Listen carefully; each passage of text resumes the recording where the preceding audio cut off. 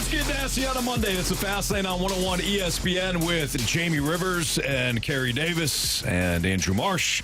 I'm Anthony Stalter. 201, your time check, brought to you by Clarkson Jewelers, an officially licensed Rolex jeweler. Wow. How was your weekend, guys? You guys had a good weekend? Better than the Cardinals, I would say. Last week. Yeah. What are you talking about? What? What's wrong with the Cardinals? What's wrong with those guys? They're playing Major League Baseball, Anthony. They won yesterday. Sonny Gray had 12 strikeouts. He sure did. There's no way you lose a game when your starter has 12 strikeouts. Shouldn't. No, they did. They absolutely did. What game did I see a different game? Yeah, probably. You were watching? I did watch. Let's see how many teams got shut out. Astros, Angels, Royals, Mets, and your Cardinals. So hey, they had other teams that were shut out too in Major League Baseball. Those are some really good teams. Yeah. Good history. Yeah. That series was pathetic. Anthony, hang on here. I want to read something to you. The Cardinals are putrid, okay? That's not what I'm reading to you. Okay. But it doesn't matter. You know why? Why? Because they're fourth in attendance in Major League Baseball. Wow. And, the number one team, the Dodgers, has had 16 games. And they've got 726,000 fans that come through there. Cardinals have only had 8 games, and they've got 303,000 fans. So they're fourth. It goes Dodgers, Yankees, Braves, Cardinals. Yep. There's no reason to change. It's working. At all. Yep. No need to. Nothing. Marshy? Oh, right? jeez. No need to change. Oh, my gosh. I turn away for one why? second. There go the glasses. One of the things, I think you all are looking at this from the wrong angle, okay? Consistency is what you ask for. Consistency.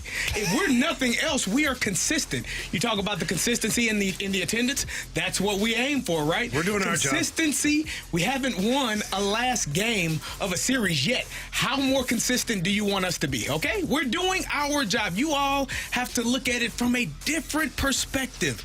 The word of the day is consistency, and right now, our lineup, it's very consistent. Right? Sonny Gray, that's consistency you look for. He's not in the lineup. He's pitching really well, though. Consistency. The lineup is consistent. They didn't say doing good consistency. our job. You just don't. Yeah, I said consistent, sir. And that's what we are. I don't know what more you want from the Cardinals LLC here. We're doing our job. We're consistent. More runs. You want, I don't know what to tell you, Anthony. We're doing our job. We're being consistent, taking care of our business, showing up every game, just showing up, and consistently doing what we do best. Yeah, consistently frustrating your fan base. But they're showing up consistently, so what is the complaint? What you've said just now has almost made me vomit. Nah. I thought you were going Billy Madison. I felt... What you just said. I felt nauseous as you were going through your consistency thing because, quite honestly, you could be employed by the front office. Well, he left out be patient. You got to be patient because we're doing a great job of being consistent. Can you believe he dropped the patient? I can. Yeah. I can't. I can. Listen, after he knows we made T-shirts that said be patient, after he knows that the entire fan base hates 2 words, be patient. They hate those 2 words. And he dropped it again. Jamie, the team is losing, Anthony. Jamie. I'm not patient. I'm not patient about anything in life. They believe that they have the right model here. They believe that you just need to be paid. They probably are looking at the pitching staff, which, save for Miles Michaelis on Saturday, was really good over the weekend. They're probably, the bullpen has been top 10 right now in Major League Baseball. Oh, my God. They're probably looking at this and say, Paul Goldschmidt will eventually turn around. Really? And these other hitters will eventually. They believe in this. But look, here's the reality. They are 25th right now in on-base percentage. I keep hearing how the Cardinals are struggling with runners in scoring position. You're right. The problem is they're not. It's not fish in a barrel right now. They've got a small guppy in a massive ocean that they're trying to hit with a BB gun. They're not getting on base consistently enough. Yes, they're not driving in runners when they're in scoring position. They're also not getting on base enough. They're also not hitting any home runs. Right now, they are 29th in Major League Baseball in home runs. Teams in Major League Baseball? 30. Oh, shoot. They have 2 more home runs more than the White Sox. So you're not getting on base. You're not driving in. The small amount of runners that you're actually getting in scoring position, you're not driving them in. You're also not hitting home runs, which leads you to a whopping 82 when it comes to WRC plus. How good are you at creating runs as a team? 82. That's 26 in baseball. It's terrible. It's terrible all the way around. And they can sit there and preach that it's going to come around and we're not frustrated and all that. Fantastic. We're almost to the end of April. You have got the same exact record as you did a year ago, yet you're scoring almost a run less per game. Your offense is an issue. But I don't know what you do about it because this is the roster. That's the flip of the coin. But the pitching isn't the issue, huh? Right. Yeah, so I the was pitching Sonny got Gray. better. Your offense somehow got worse. I was don't even Sonny know how Gray. I that might consider walking into the clubhouse and just picking one person and sucker punching them. It doesn't have to be anybody in particular. Just one guy set a tone. Just be like, look, hey, guys, I understand it's tough right now with the lineup, and, we're not getting a lot of offense, and I just threw 12 strikeouts. You son of a... Boom. Just one guy. One sacrificial lamb. Just drop him. Set the tone. Not a and bad see idea. what happens. It just, anything to get guys going. It's Guys, I found my headphones. It's a good news day. It's right in my pocket. Oh, the entire You were time. looking everywhere for I was. Yeah. I probably put my left hands in them my in the car. pocket. I go, What do you have your headphones plugged into? oh, the oldest iPod in America. Is that an iPod Yeah. Shuffle? Yeah. Yeah. I get, Anthony, I you get might as well stares. have a Sony Walkman. I get stares all the time at the gym. Everybody's like, is that an iPod? I go, yeah. Oh, Yeah, it my is. goodness. Anyways, I found it. Good for you.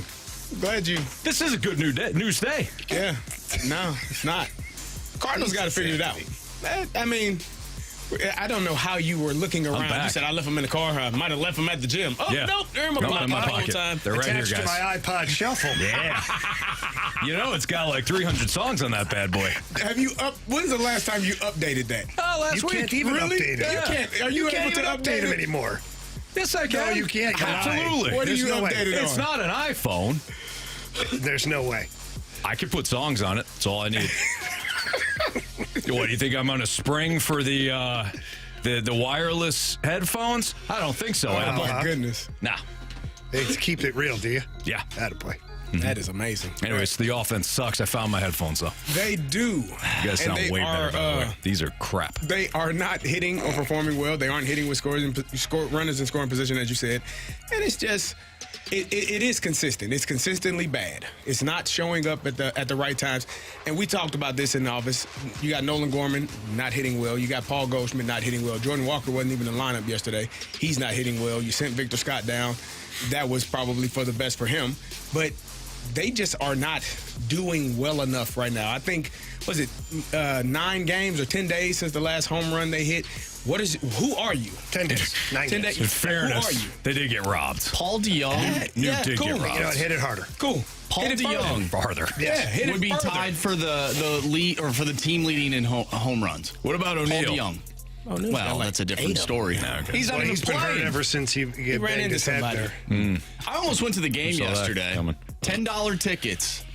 And I said, you know what? I want to see Sonny Gray pitch. Yeah. And then it got closer, and I was like, eh. You could have booed along with the rest of them. I could have. good Actually, I probably wouldn't have been there at the Good end for of the you. game. If Good you for you. are- Like, you're tired of it. Good. Let them know. Yeah. If you're Sonny Gray, at the level of frustration, I automatically went back to Giselle Bundchen when she, I just thought about her. That randomly, she pops in my head. But she when she should. said, he can't throw the ball and catch it too.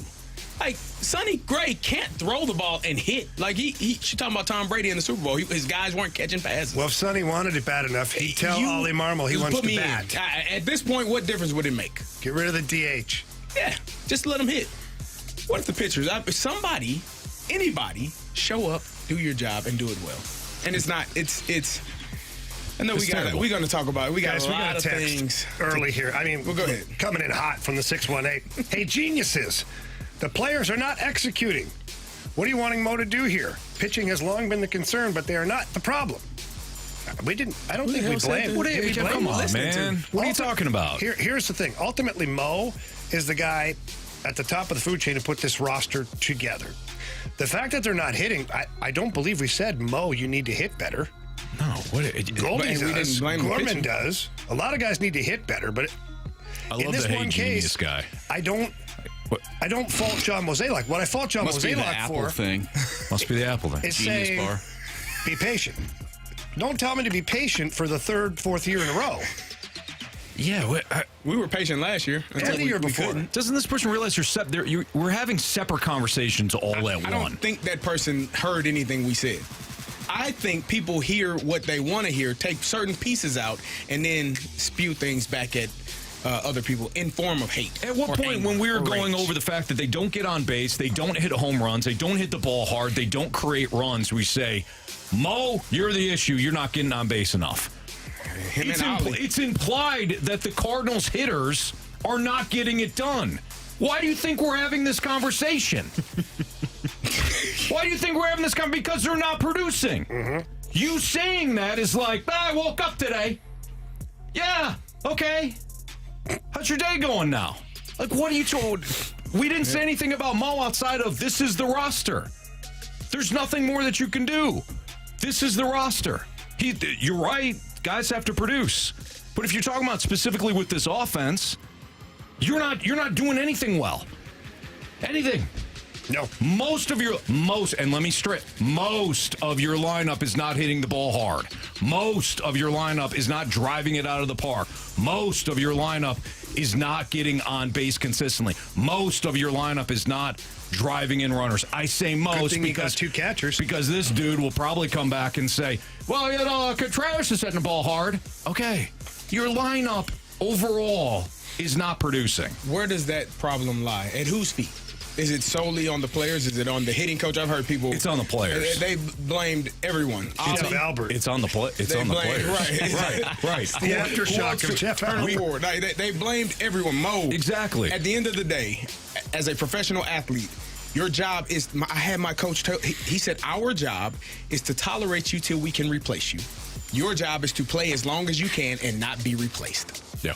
And if you aren't performing well, you're going to get replaced at some point. Unless you're making a lot of money, then, they'll tolerate you a little bit longer. Mm-hmm. But if you aren't performing at the level that you are required to win games, to do your job to the best of your ability, they'll find somebody else that can. Right. And right now, the Cardinals aren't doing their job collectively well enough to win games, which means you get moved down in the lineup if you're Paul Goldschmidt. You have to take a day off if you're Jordan Walker. Nolan Gorman, we should call him Paul Gorman until he figures this out.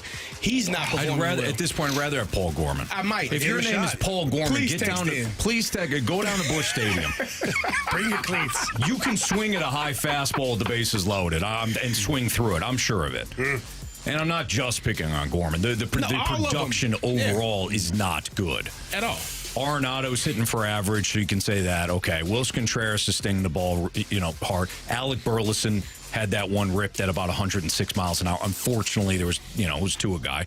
Not Lars Nootbaar nearly touched seats, but he got robbed. Okay. Other than that, what else? Mason Wynn. Mason Wynn's had some productive at-bats. But collectively, this offense is one of the worst in baseball. Will it turn around? I don't know. But right now, as we look at it on April 22nd, it's one of the worst in baseball. Anthony, from another 618 really quickly here, going back to your iPod Shuffle discussion. Yeah. You mentioned how you don't wear the wireless earphones and you use the wire and all that. Yeah. Well, 618 says probably because your iPod predates Bluetooth. I'm not talking about the iPod. I'm talking about the phone.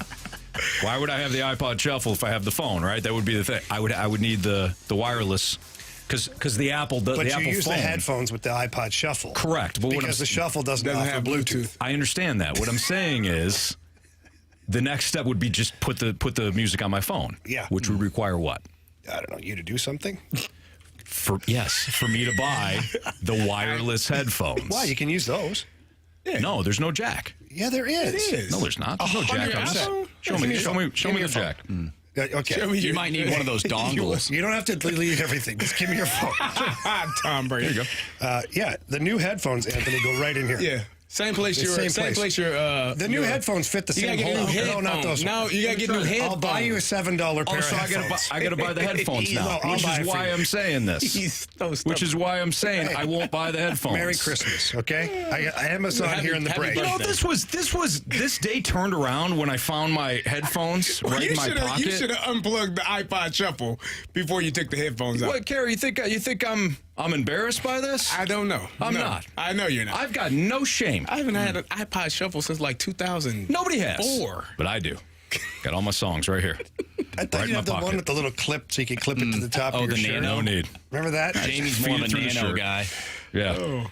Hey, I'm not gonna be Do you ashamed take about your it. shuffle when you do your aerobics? I don't do aerobics. Oh, come on, I can see you in there. Little step class. Zumba? Zumba is the class. Zumba's great. I took a Zumba class in college one time. Follow that up with a yoga. You go to Zumba class. Just saying. I've done one. Don't worry about it. You're It's welcome. okay.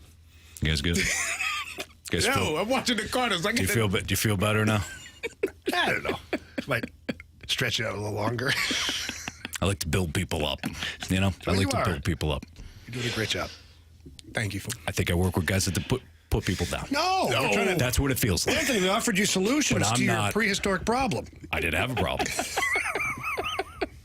You have the issue Somehow with the I feel iPod like the Shuffle. Cardinals are tied in here. It's outdated. Oh, That's damn. decent. We'll get into Ollie Marmol next on 101 ESPN.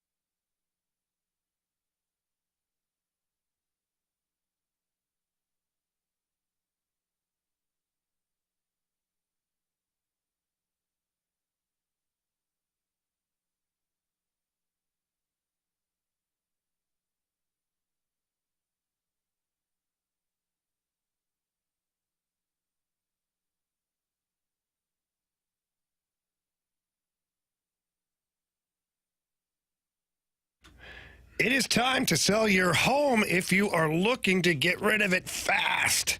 Springtime, we know that. People get that spring fever and they want to purchase a home. And so why not list your home? But you have to do it right. You have to ask the right price. You have to put it on the market at the right time. You got to make sure you take care of all the details. That's why you call Gloria Lou with your home sold guaranteed realty. Gloria has a bunch of options too. And my favorite one is no secret. I love guaranteed sales. Who doesn't? All that means is Gloria's going to sell your home for the agreed upon price that you guys agree to sell your home, or she buys it herself and she guarantees all of that in handwriting. And the reason Gloria Lou is so confident she's going to sell your home, one, she's great at what she does, but two, she's got a database with thousands of ready buyers that are going to drive the price up, hopefully, maybe multiple offers, maybe more money in your pocket. I love all of those things. So please call Gloria Lou today. Her number is 314-325-6888. Again, that's 314-325-6888. You can always visit gloriahasthebuyers.com. Conditions do apply. Gloria and the seller must agree upon the sales price as well as the possession date.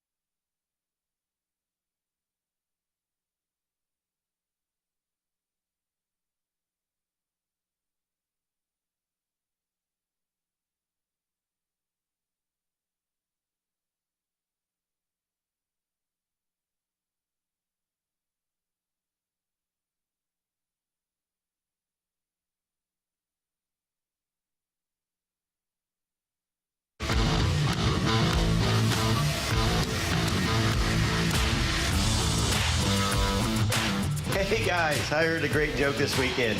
Cardinals got swept by the Brewers.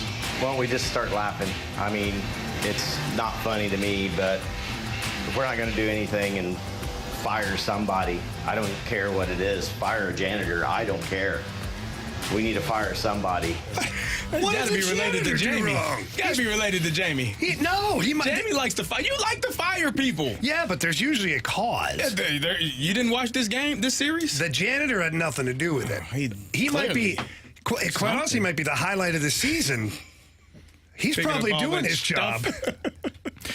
So that was the 618, obviously ticked off. You figured he was going to chime in there. And any sort of laughing that was done in the first segment, you knew the 618 was going to be all over it. Well, it's the fact that we're delirious at this point. Right. If the Cardinals offense focused in on the other pitcher as much as the 618 focuses in on our laughter, this team would be undefeated. 162-0. Or at least have the best offense in all of baseball. Here is Ollie Marmol chatting with Derek Gould after the game yesterday. Oh, that's a nice chat. Yeah. Things got a little testy. Are there limits on what you can do if a guy's not feeling right as far as manufacturing runs? Is there limits to what you can do, what the team can do in that regard? Please ask that differently. What do you mean? When you're saying guys aren't feeling right, when the game finds them, bases loaded today, Paul Goldschmidt up, first inning, that's a spot he's going to get, right? But there are other opportunities where people might go, okay, well, this is a chance for a pinch hit, or this is a chance for a hit and run, or this is a chance to steal a base. But if a guy's not feeling right, you mean like the bunt hit, the stolen base from Siani? It's also that today, I guess, is what I'm asking. But that's he's not struggling. He's not searching for it offensively, right? But Mars is. So is he? I'm asking. No, he feels pretty good about where he's at. Okay. Guy robbed a homer from him. So neither of those are examples of what I'm asking. Yeah, so I'm not trying to get after you, just give me an example. I'm just asking if guys aren't feeling right at the plate, do they just need to hit their way out as opposed to manufacture their way out, or situational hit their way out, or are they limited in what they do? Yeah, I feel like one thing we've done well is manufacture runs when guys aren't feeling well. I guess that's why I'm having a hard time understanding the question. Okay. Yeah. If there's one thing we've done well is move guys over and sack fly here, ground ball, infield back, score a run, draw a walk, try to bunt our way on. I think we're trying every way possible to scratch a run here and there.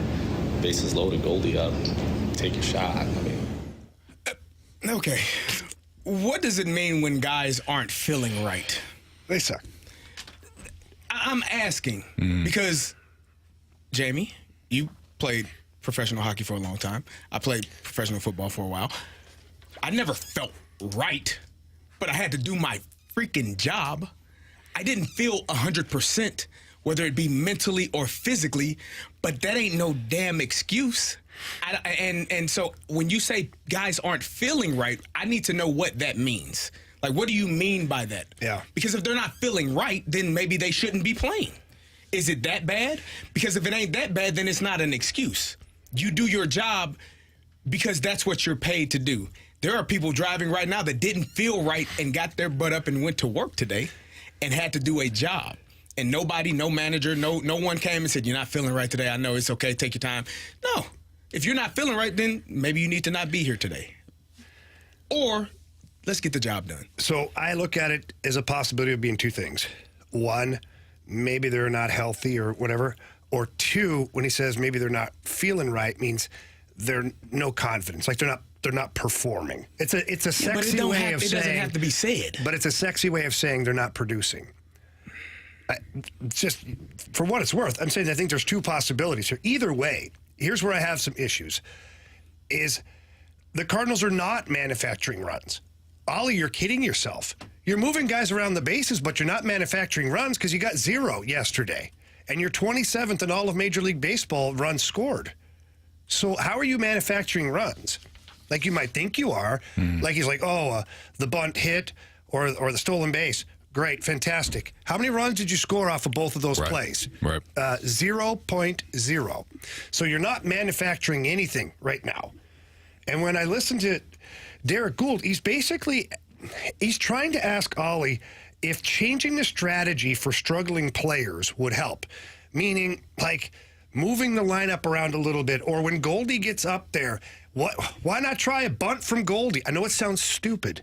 I understand, but I think that's what Derek Gould is alluding to, like basically saying, look, you got a bunch of guys who aren't performing. How do you fix it? How do you change this? Then Ollie getting all puffed up, like in Chelsea, what you didn't see the bunt, you didn't see the steal.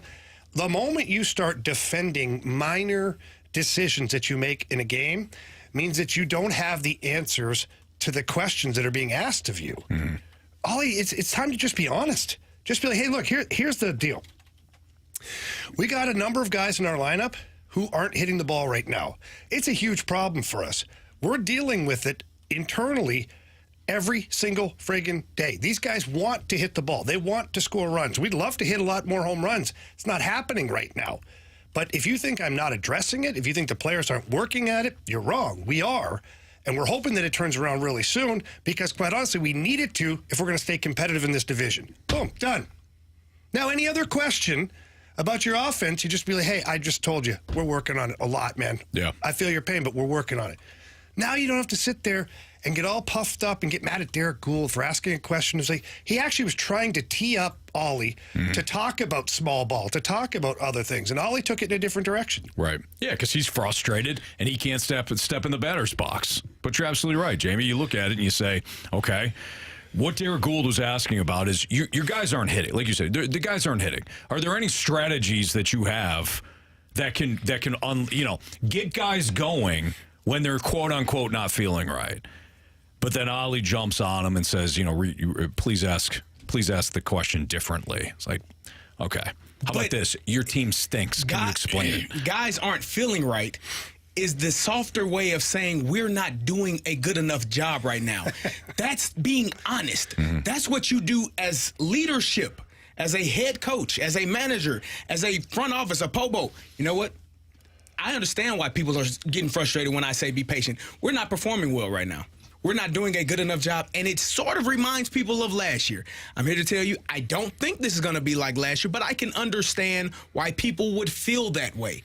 Here's what we're working on. We're trying to get better. We're working on, getting people in motion and doing some things, but we're just not hitting the ball well enough. I don't know if we're not seeing it well enough, or if we're not seeing the ball well enough. We're not doing a good enough job collectively to win games at this moment. Our pitching has been outstanding. I love what we're doing. You can give credit to where credit is due and not beat down your guys, but still be honest and say what you're watching and what you're seeing, because people that are watching, the media personnel that are there, they have eyes as well. No one is dumb. No one is having trouble understanding what they're seeing. So don't play people like they are. Tell them the truth. We're not playing well enough to win games, and that's why we're getting beat in the manner in which we are.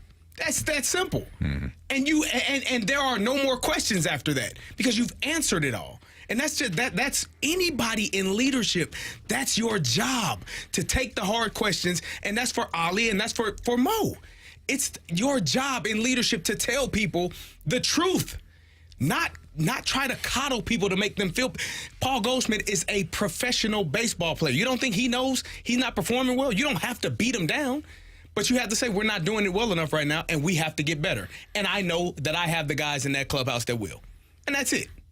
And it's that simple. I agree 100%. All right. If you want to sound off, you can leave us a mic drop via the 101 ESPN mic drop app. We heard from the 618. So if you wanted to leave us a mic drop as well, sound off about the Cardinals, sound off about us, that's fine. Send it in. We got what's trending next.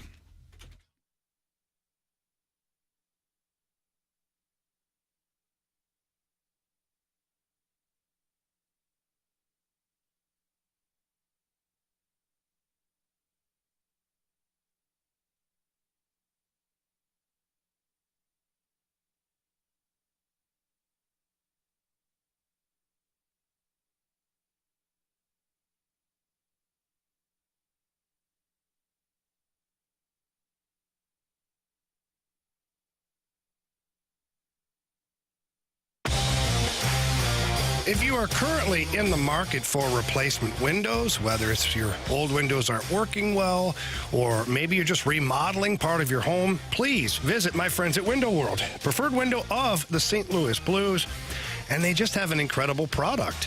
And I can tell you this, Window World uses a double-strength glass that gives it a strength not commonly found in replacement windows. And how is that important to you? Well, in about 3 different ways it is. 1, less breakage. So when those storms are getting vicious and the branches are flying or things like that, you have less breakage. And then the efficiency. So when it's hot outside, you don't feel that in the house, or when it's cold outside, you don't feel that in the house, and all of that saves you money, and that's what Window World wants to do, give you a great product, save you money. They even offer a lifetime warranty that covers all the parts of glass breakage and the labor, and they're offering 18 months, same as cash financing with approved credit. So please don't wait another minute. Get on the phone, give them a call at 314-993-1800. That's 314-993-1800. Or you can always visit windowworldstlouis.com.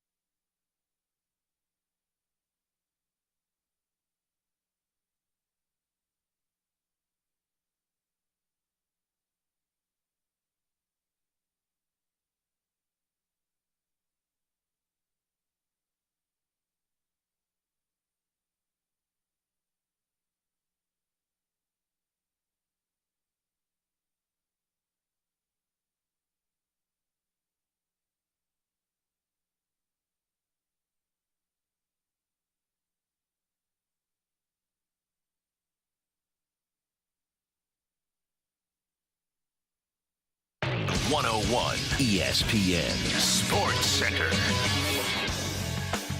I'm Andrew Marsh. It's time for a Sports Center update driven by Johnny Londoff Chevrolet and Johnny Londoff Autoplex. The Cardinals were swept by the Brewers this weekend after a 2-0 loss yesterday. Sonny Gray gave up 2 runs in 6 1/3 with 12 strikeouts on the day. The Cards will be back in action tonight, taking on the Arizona Diamondbacks as Lance Lynn takes the mound going up against Brandon Pfaadt. 6:45 first pitch. Tonight on 101 ESPN, we had the Stanley Cup playoffs. Bruins and Maple Leafs Game 2. Pregame starts at at 5:30. Coming up next, we have What's Trending. I'm Andrew Marsh, and the Sports Center update is driven by Johnny Londoff Chevrolet and Johnny Londoff Autoplex. See them at londoff.com. Chevy, together we drive. Are you kidding me?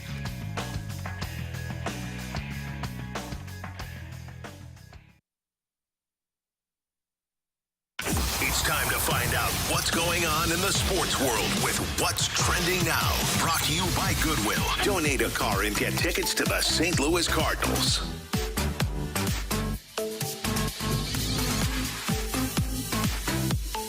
Welcome back to the Fast Lane here on 101 ESPN with Anthony Stalter, Jamie Rivers, and Carey Davis. I'm Andrew Marsh, and it's time for What's Trending. Gentlemen, the Stanley Cup playoffs are underway, the NBA playoffs are underway, and all of the home teams thus far are 14-0 in both leagues. So if you're betting on games, the favorite is definitely coming out on top. Last night, I don't know if everyone watched it, but the Avalanche and Jets game was unbelievable. Even the Canucks and the Predators game was a great game.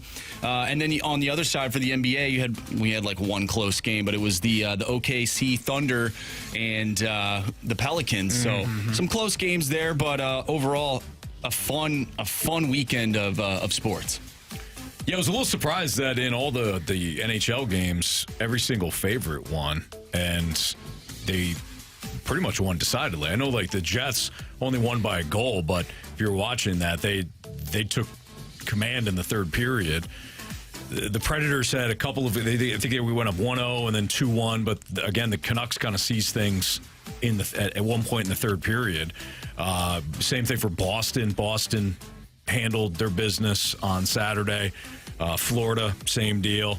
But, yeah, very entertaining weekend overall in the NHL. And I thought the Pelicans almost pulled off a pretty big upset last night in a low-scoring game against OKC. That was a really good game. I was able to watch that one. Shai Gilgeous-Alexander is a baller, and he's done a great job to be such a young player. Anthony Edwards and Rock and I were talking about Anthony Edwards and KD and just the back and forth. I despise the look on KD's face. You just shouldn't smile when somebody is cooking you the way that he was getting cooked. What the hell are you smiling for? Y'all getting y'all butts kicked. But either way, that's not, clearly.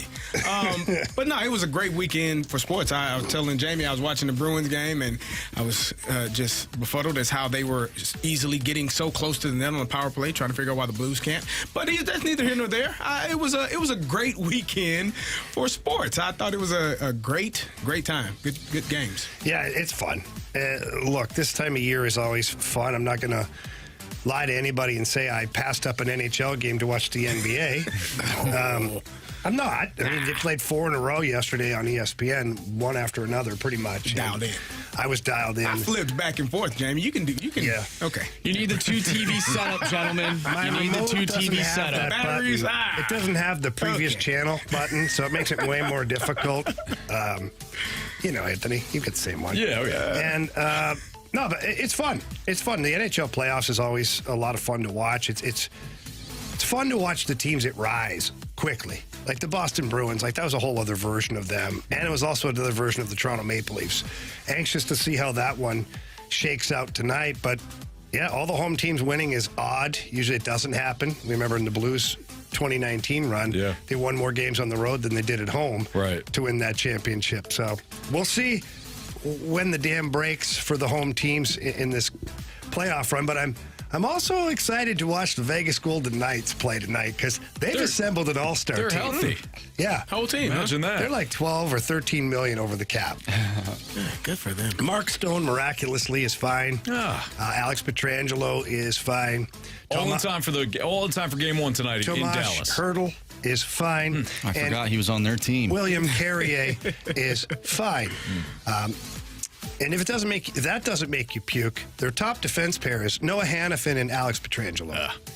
Combined of like $20 million right there in 2 players. It's amazing how they were able to get everybody back in time for the playoffs. It's just luck, Anthony. They got hurt at the right time, and the injury ran its course. Yeah. Good trainers, good health coming back around. Compliments to the medical staff. Compliments to the staff for getting those guys back on the ice and ready to roll. Bruce Cassidy was great in his pregame presser here earlier today. He said that, hey, it's great to have these guys back, but, they missed a lot of hockey and they're going to be rusty. Hopefully they can perform at a high level. Yeah. You've got 3 all-stars in Hurdle, right. Stone, and Pietrangelo. I think they'll be okay finding the level of play necessary. Yeah. Anthony, you mentioned luck. One guy that did not have a lot of luck today was Aaron Boone, as the Yankees were taking on they probably still are right now, taking on the Athletics. A's 2-0. 2-0 A's, and probably because their manager got ejected from the game about 5 pitches in, and it really wasn't his fault. It was the fault of a fan who was sitting behind the dugout yelling at the umpire, the home plate umpire. Mind you, Aaron Boone did get a warning, and then right after the warning, the fans started yelling. But guess who got ejected? Aaron Boone. That's ridiculous. The video is hilarious. I don't know where else it's posted. I saw it on Barstool Sports on Twitter/X. It is hilarious. The guy in the blue jacket, you'll find him when you see the video. He starts laying into the ump. The ump throws Boone out of the game, who's not even looking at the umpire. He's talking to somebody different. Literally, if I'm the ump, I'd have to say, how did he just yell that to me and he's talking to another person right now? Process it a little bit. And even then, when the ump found out, he's like, I don't care. He's out of the game anyway. That part is ridiculous to me. You can't admit that you made him right. Yeah. You know what? I was actually talking about that guy. You go. You get out. Right. Yeah, just... stupid. Admit you're wrong, what? man. My fault. That was wrong. You're an umpire, not above the law. Just say, okay. Sorry about that, Aaron. But you did just lay into me like a couple minutes ago. Thought it was you still. So thought you were getting another pound of flesh there. Yep. Warning still stands, but that's on me. That's my fault. That reminds me of, have you seen The Watch with I believe Ben Stiller's in it? I did see a long time ago. Neighborhood Watch people? Yeah, with the aliens are in there, but there's that scene where they're like, look at me and understand no one. And they're like telling the guy. Look at me, but listen to him. Yeah. That's what it reminded me of. Is that it, Marsh? That's it. Let's get back into the Cardinals, unfortunately. That's what's trending here in the Fast Lane on 101 ESPN. So Mo is telling us all to be patient. And I told Jamie and Carey, I said, they believe.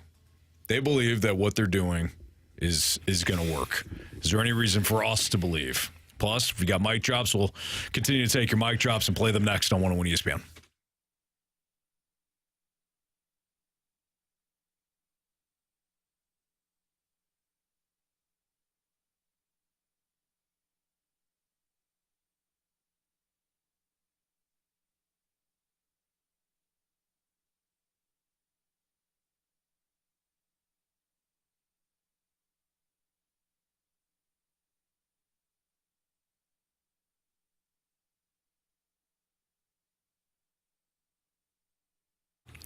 Hey, it's Carey, and it is spring cleaning time at Window Nation. If your windows are cracked, maybe they're leaking, won't open or stay open, well, now's the time to call Window Nation. You can buy 2 windows and get 2 free windows, plus 0 down, 0 interest, and 0 payments for 24 months. If you buy a house of windows, you can get a pair of St. Louis Cardinals tickets with that purchase. Window Nation is a company that will install those windows in 1 day or less.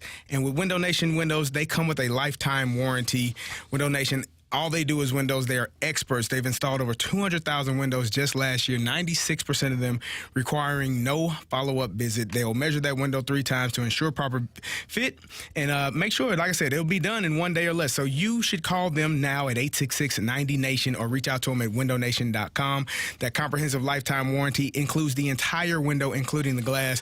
Again, that's buy 2, get 2 free with every 2 you buy, and it's 0 interest, 0 payments for 24 months. 866-90-NATION or visit them online at windownation.com.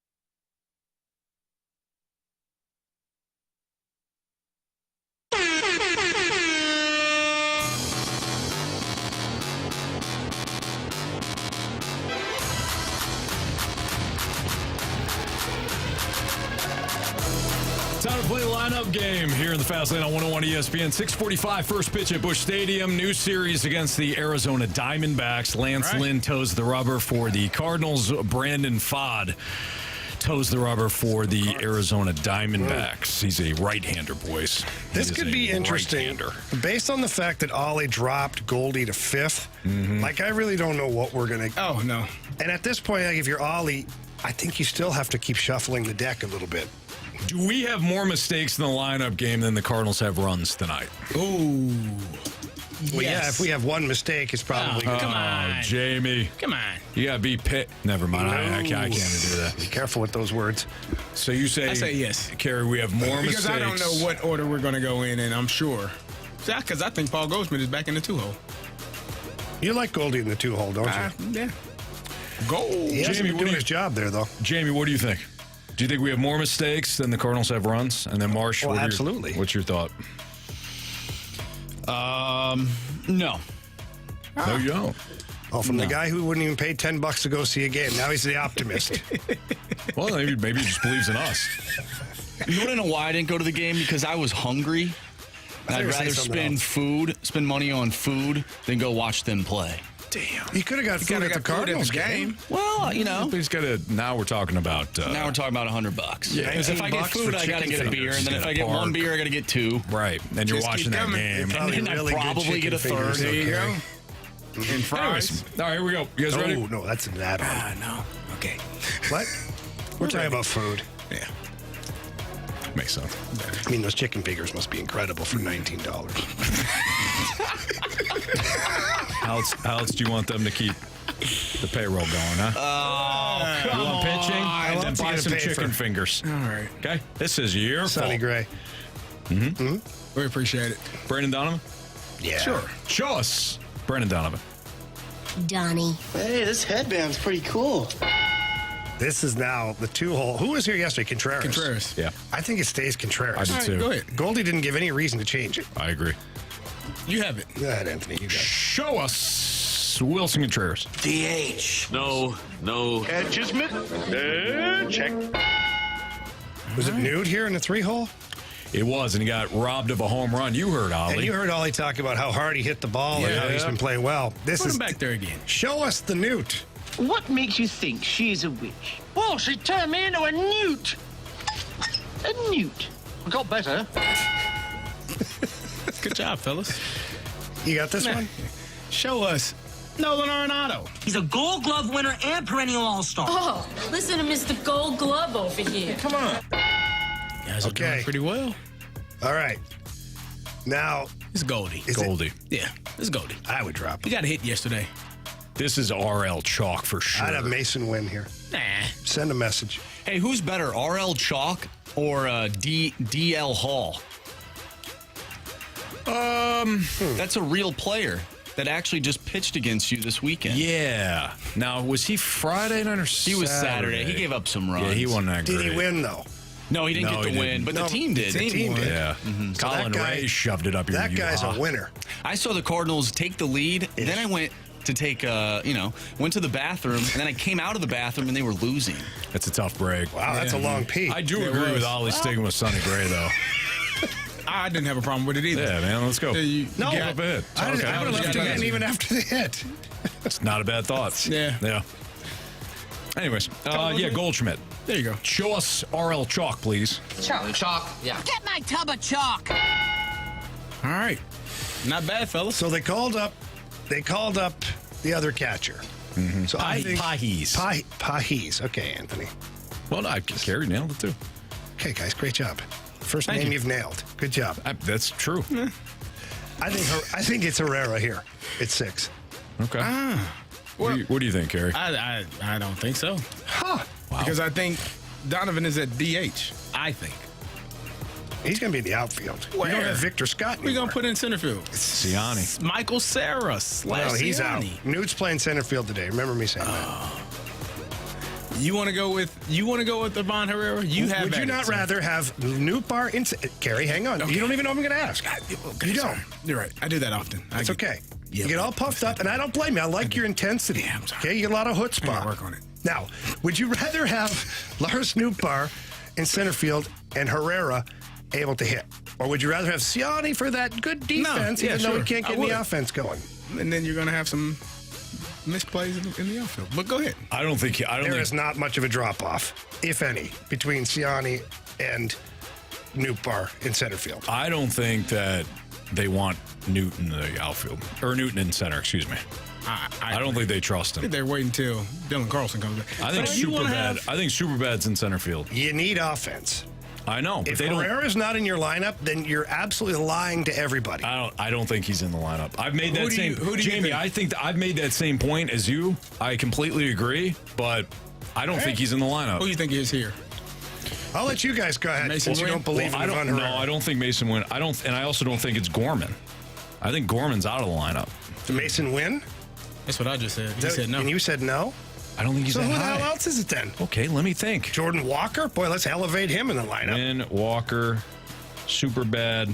Who are we missing? Herrera, Burleson. Oh, Burleson. Burley. I could see Burley. After the at bat that he took, there you go. I could see them running it back with Burleson. Where's he playing? Left field.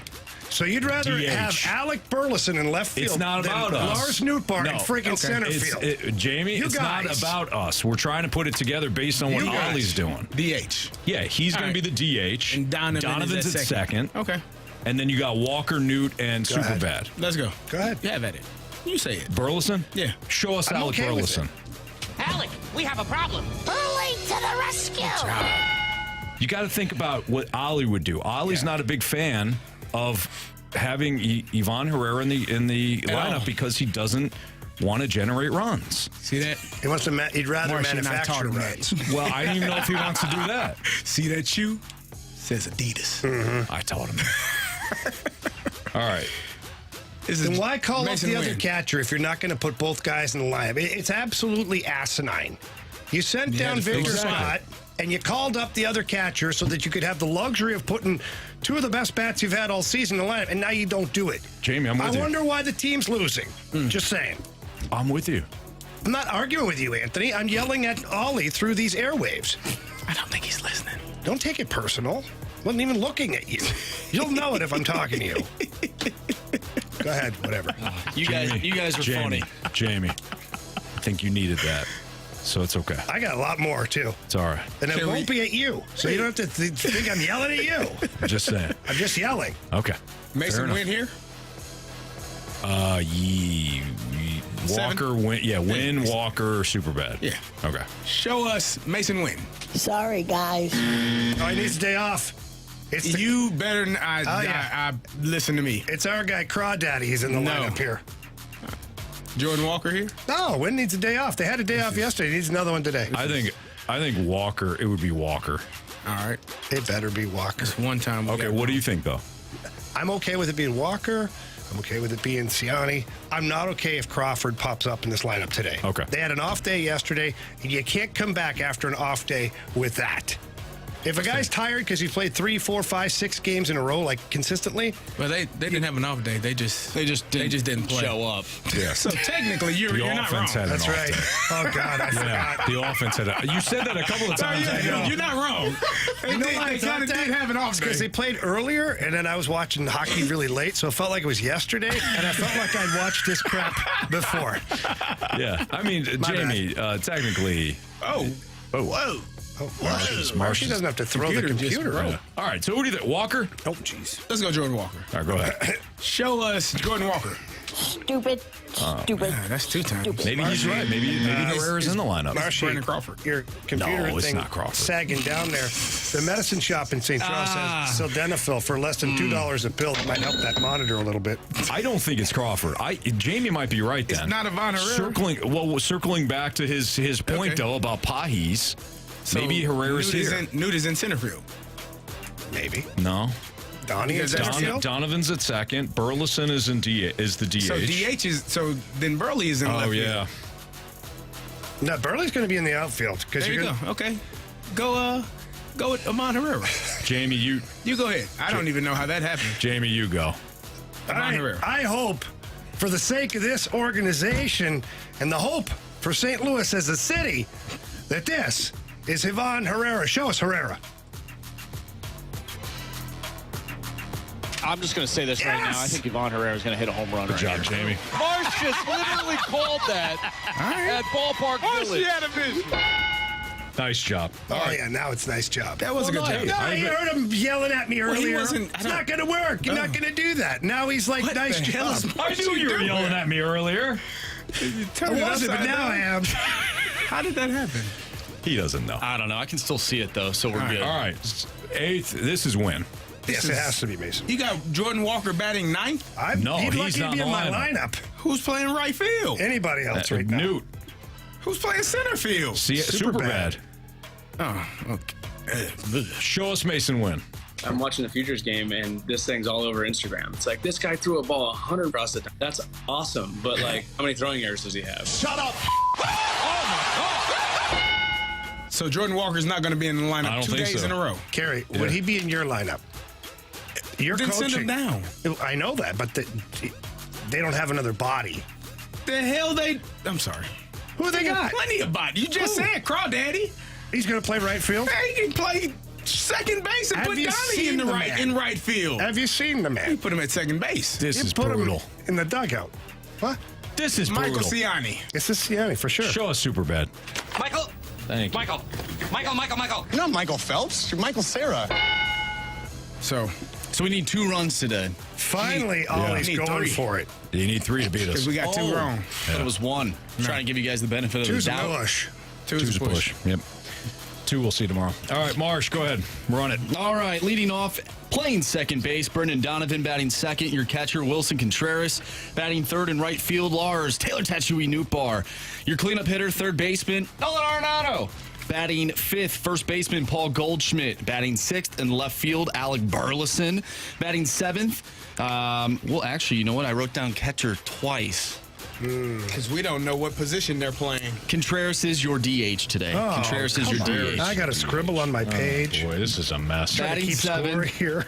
Yvonne Herrera, he is catching. Ugly. Just Batting ugly. eighth, your shortstop, Mason Wynn, and batting ninth in center field, Michael Ciani. All right, we'll do the home run derby after this, and we'll get in that conversation about break down the lineup.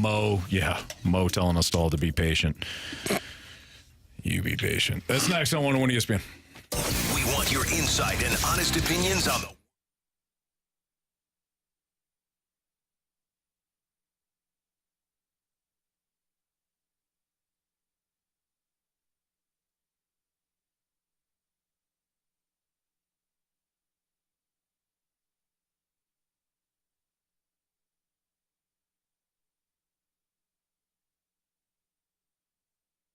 Gentlemen, the road to the NBA Finals has started, and FanDuel, they're on board. They're America's #1 sports book for so many reasons, but one I love is that new customers are always rewarded.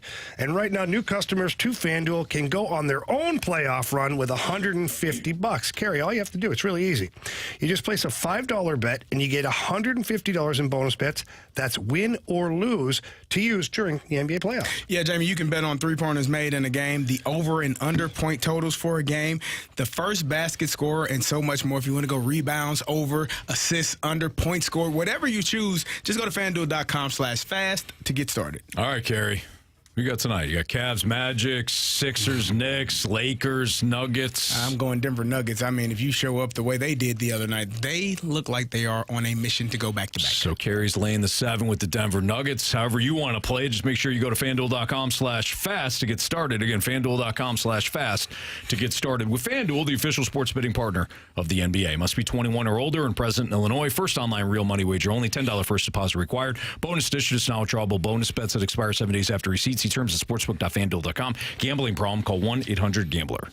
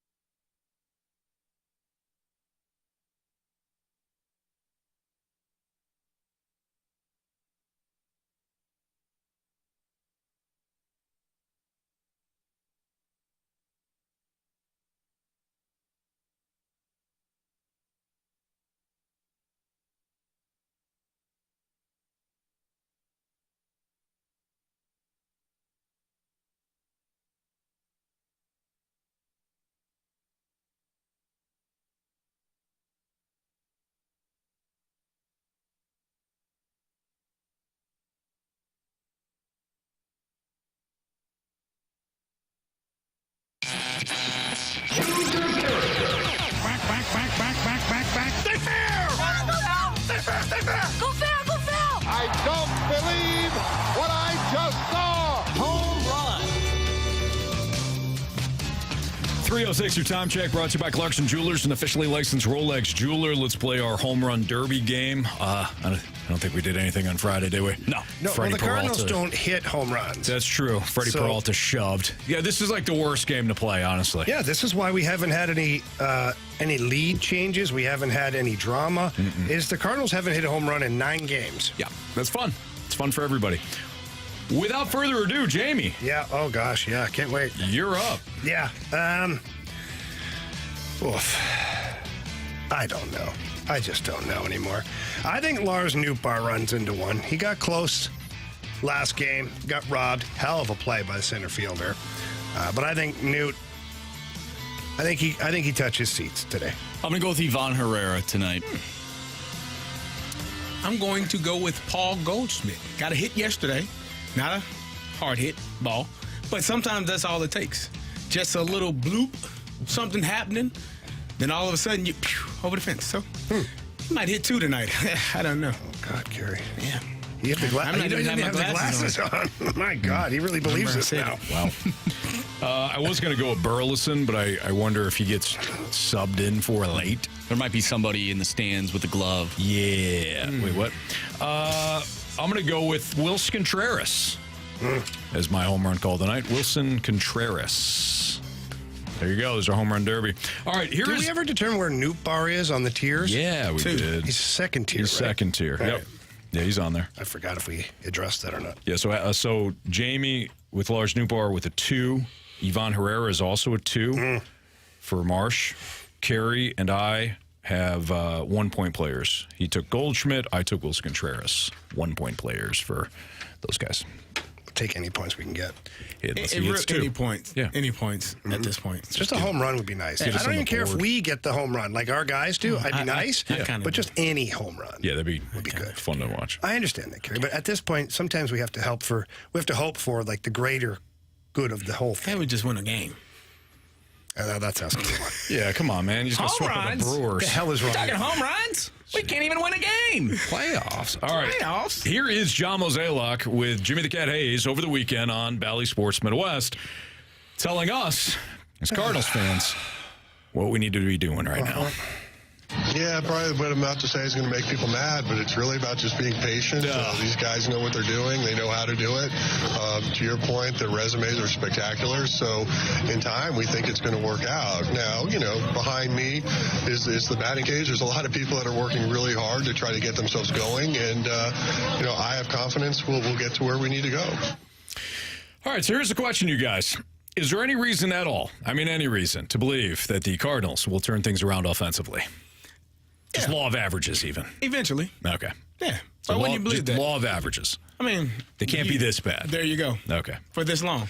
The Cardinal offense will come alive probably at the same time when the rotation starts to take a dip. Now, I agree with. Holy smokes. Truer words may not have ever been spoken. Boy, that's tough. I agree with that. That's just how I feel. I'm sure a lot of people feel the same way because that's sort of the trajectory of this team. That'd be their luck. That was tough to hear, Marsh. I don't think he's wrong. Lie. I don't think he's wrong, unfortunately. So I'm looking at among the players that are qualified. So another advanced metric is BABIP, balls basically put in play and where they're located and all that. And you could be unlucky, you could be lucky. It's where the balls are located? It's where your balls are located on the field. So Wilson Contreras is usually underneath the belt. Yeah, typically. Wilson Contreras is the only one that you would deem kind of fortunate thus far based on where he's put into play. There are, if you're looking for some hope, Brendan Donovan, Nolan Gorman, and Paul Goldschmidt have kind of batted into some bad luck. Everybody else is right around where they should be, quite frankly. Mason Wynn's a little above too, in terms of being lucky. The only one out of that group that I think there's really no question he's going to come around is Goldschmidt. I think the year that he won the MVP, he wound up having a really slow start to the season. Not this slow. Yeah, not this slow, Anthony. This is bad. But do you think that look, it is bad. Let me first acknowledge that you're absolutely right. This is bad. Do you think this dude's going to hit 179? No, obviously not. But it's going to take an astronomical turnaround for him to even come close to Goldie numbers this year, which really sucks in a couple of different ways. For the individual, it sucks. He's up for contract. So now will the Cardinals bite if he catches fire a little bit here and extend him a little bit? Probably. But for the player, that's stressful. And I wonder if Goldie right now is struggling and also in his own head for multiple reasons. One, lack of performance, and the lack of performance leading to maybe a lesser contract with the Cardinals or anywhere else for that matter. I think he wants to stay a Cardinal. I don't see him hitting free agency at 37, but you never know. But I just feel like no matter what he does now, like, not that it's a lost season, but his numbers, how the hell does he get to his numbers, Anthony? Does he have a home run this year? One? Not yet. He's got one on opening day. Does he have one? I think he had the one on opening day. So one on opening day. Goldie averages over 30 home runs a year. Does he not? He's anywhere between 25 and 30. Okay, yeah. So 25 to 30. So how many ding-dong Johnsons? He's going to have to go on an Albert Pujols tear, which, I mean, maybe. I mean, Albert did it, but that's Albert. Right. So yeah. I don't know. I feel like the season for Goldie, not that it's lost, but he's not going to hit Goldie numbers, and you need Goldie to hit Goldie numbers. To your point, Anthony, you are correct. And well, it wasn't this bad, but on April 22nd in 2022, year he won the MVP. He was batting 196. Before that game, on 4/21, he was batting 146, and he had 3 hits. Probably right in my prediction. I'm just saying. So I think, he was struggling and he wasn't hitting well. At that point, he had 0 home runs up until he didn't get his first home run until the end of, no. Did he have one he didn't have one until the end of April. So he's been in this territory before. Right. He struggled before and went on a tear. So it's possible that he could get reignited and go again, but that's not how you want to start your season, and that's not how you want to start, especially him, because they need him to be the catalyst for this offense to be successful. I think the bigger problem is you're not getting on base enough. It's not just Goldschmidt. There's other players that are struggling to get on base. I had brought this up at the start of the show. If you're a team that is struggling to drive in runners, typically, there's a lot of teams that will struggle to get runners in. But are you getting them on consistently? Are you getting enough bites at the apple in order to drive in runs? The Cardinals rank in the bottom 5 in on-base percentage. So they're not getting runners in, which, of course, it's now more they're emphasis. Not getting them in or getting them on? I'm sorry, they're not getting them on okay. enough. Thank you, Jamie. You're not getting on enough. So we all remember, of course, the few times you get on and get a runner, forget about even getting on, getting them in scoring position, then you're not driving them in. It hurts double now. So you finally get somebody on, then you finally get somebody on second or third to drive a runner, and then you don't. So it stings double now because you're leaving the very few guys in scoring range to get on, you're leaving them on base. You're also not making up for the mistakes, such as not getting enough runners in scoring position, by hitting home runs. You're not doing that either. So you're not a team that gets on base consistently. You're not a team that drives in runners when you get those guys in scoring position, and you're not hitting the ball out of the park. From on the text line, from Jamie's Vacation Speedo. What? Marmol just told me they were doing great at that. Well played. I mean, I was thinking it as you were talking. That's why when you said getting on base or scoring the runs, that's actually why I doubled down on that, is because of what Ollie said, that they've been doing a good job at manufacturing runs. Well, how are you manufacturing runs when you don't score runs? Yeah. And then how are you manufacturing anything when you're not on base? Right. I mean, I'll read this off real quickly. Well, I believe you, Anthony. I want to make sure that, again, people, when he says, we're getting on base, or, we're doing a good job of manufacturing runs, you're getting on base at a 301 clip. That is 25th in baseball. Only the Tigers, Twins, Marlins, A's, and White Sox. Not a great group that you want to be in, by the way. Only those teams are getting hitters on base, runners on base, at a lower clip than you. So then how can, just walk with me here, guys, interlocking fingers, of course. Mm-hmm. How does Ollie Marmol stand there then reprimanding Derek Gould with, I don't want to say false information, maybe, how could you say that politely? Rainbows and unicorns, a little more than it really is. How can you do that as the manager? Yeah, I think I think Ollie. First of all, he's ticked off, which I get. He's frustrated. I totally understand that. But he went straw man argument there to everybody. So instead of actually addressing the fact that his team is struggling because he doesn't want to bury guys, which I get, he went straw man argument. So Derek Gould brings up just basic strategy, opens it up. You Just can go says any anywhere, type of anywhere change. you want to go. Guys are struggling right now. Is there anything you can do from a strategy standpoint? Essentially is what Derek said. Ollie pushes him into the corner and says, well, you're going to have to rephrase it. So Derek does, and then as soon as he starts to bring up some examples, he's cherry-picking the example. Newt is a perfect example of that. Derek Gould brings up Newt. Next thing you know, he said, well, he got robbed of a home run. That's a straw man argument. It's a look over here. He almost hit a home run. So now everybody's like, oh, yeah, he almost hit a home run. The point is, you're not scoring enough runs. Your offense stinks. I don't care that Newt got robbed the one time. Yeah. Overall, your offense is struggling. Is there anything you can do?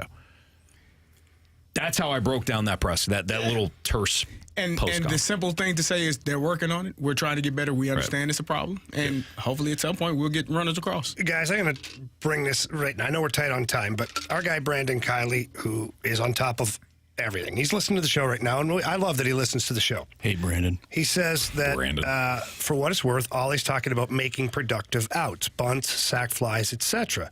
And I responded. I said, unfortunately, it still doesn't support his argument. BK pushes back and says it does. He says Cards are tops in the NL in sack hits and have the most productive outs in the league. That doesn't translate to runs scored, though. A productive out. Define that for me. You're not striking out. The guy goes back to the bench. Guy on second, you move the runner over, hit the ball to the right side, runner goes from second to third. But here's my argument, and BK, I wish BK was here to continue the conversation because I know he's going to support it. He's able to do that. But my argument is you're still runners in scoring position. You're not good.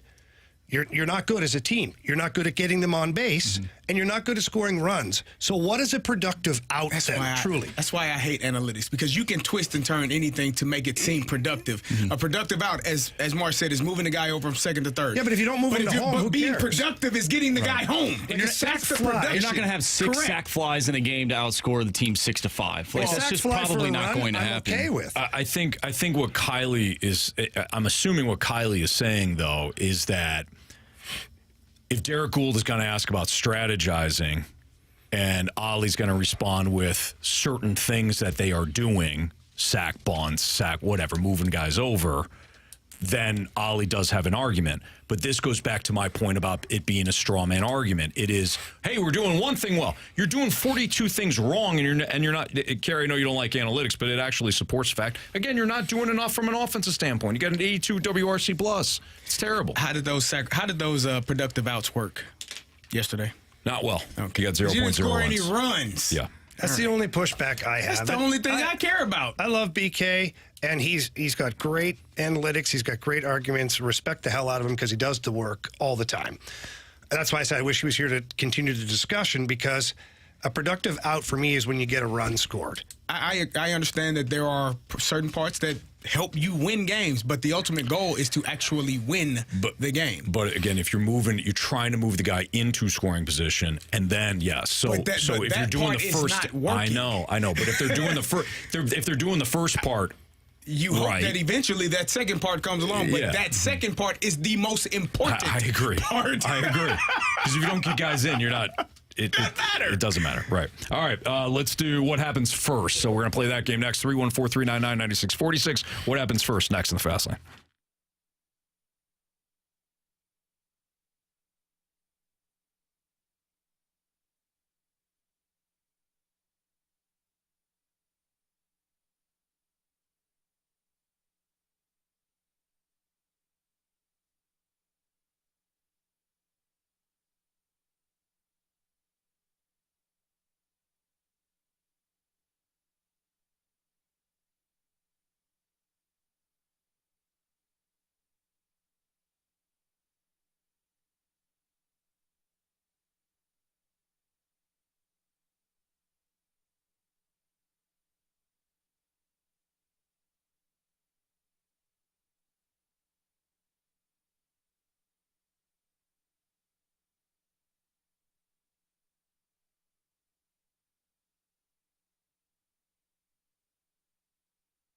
Anthony, I know you lost your headphones earlier today and you didn't know where they were. Found them. You found them in your pocket. Yeah. But you know why you had them? I was working out. You're working out, Yes. baby. That's right. And that's all the mentality I need to hear about.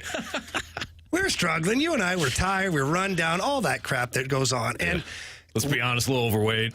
Oh, yeah. A little? Have you seen some of the pictures? Yeah, I look like I may have eaten myself back then. But I went to Mentality because our good guy BT talked about how great it was. And I talked to Dave, the owner over there, and Angel. I went in and talked to their board-certified physicians, and it made a difference from standpoint that they understood what I was dealing with. And then when they took the blood panel, they were able to tell me exactly what was going on and how to fix me. So then the physical part helped the mental part, and now the mental part helps the physical part. Right. And then both of us are living proof of it. It's amazing, Jamie. I mean, I was like, hey, I'm going to buy these supplements. I'm going to get back on track. That didn't help me get back in the gym. That didn't help me get motivated. That didn't focus me. I was low in testosterone. You get older, it happens. The testosterone numbers drop, and then all of a sudden you don't feel motivated to do what you got to do, and then it drops even more. Well, with Mentality, Jamie, what he's saying is absolutely right. You go in there, you sit down, you talk to him. Hey, this is how I'm feeling. Okay, let's test out your blood. Comes back, you're low in testosterone, other vitamins. Let's get you on the program. I'm telling you, it didn't take more than a couple of weeks where I started to feel a little bit better. I'm like, I'm going to get back in the gym. And then, boom, it all starts to fall into place, and you feel good. But you got to do something about it. So stop chasing the supplements. Stop chasing all this other stuff that is just going to lead you more frustrated. Stop making excuses. Exactly. Head down to Mentality, 2 locations, one in Chesterfield, one in South County. Tell them Jamie and Anthony sent you in there, or you could visit lowtusa.com. It's Mentality.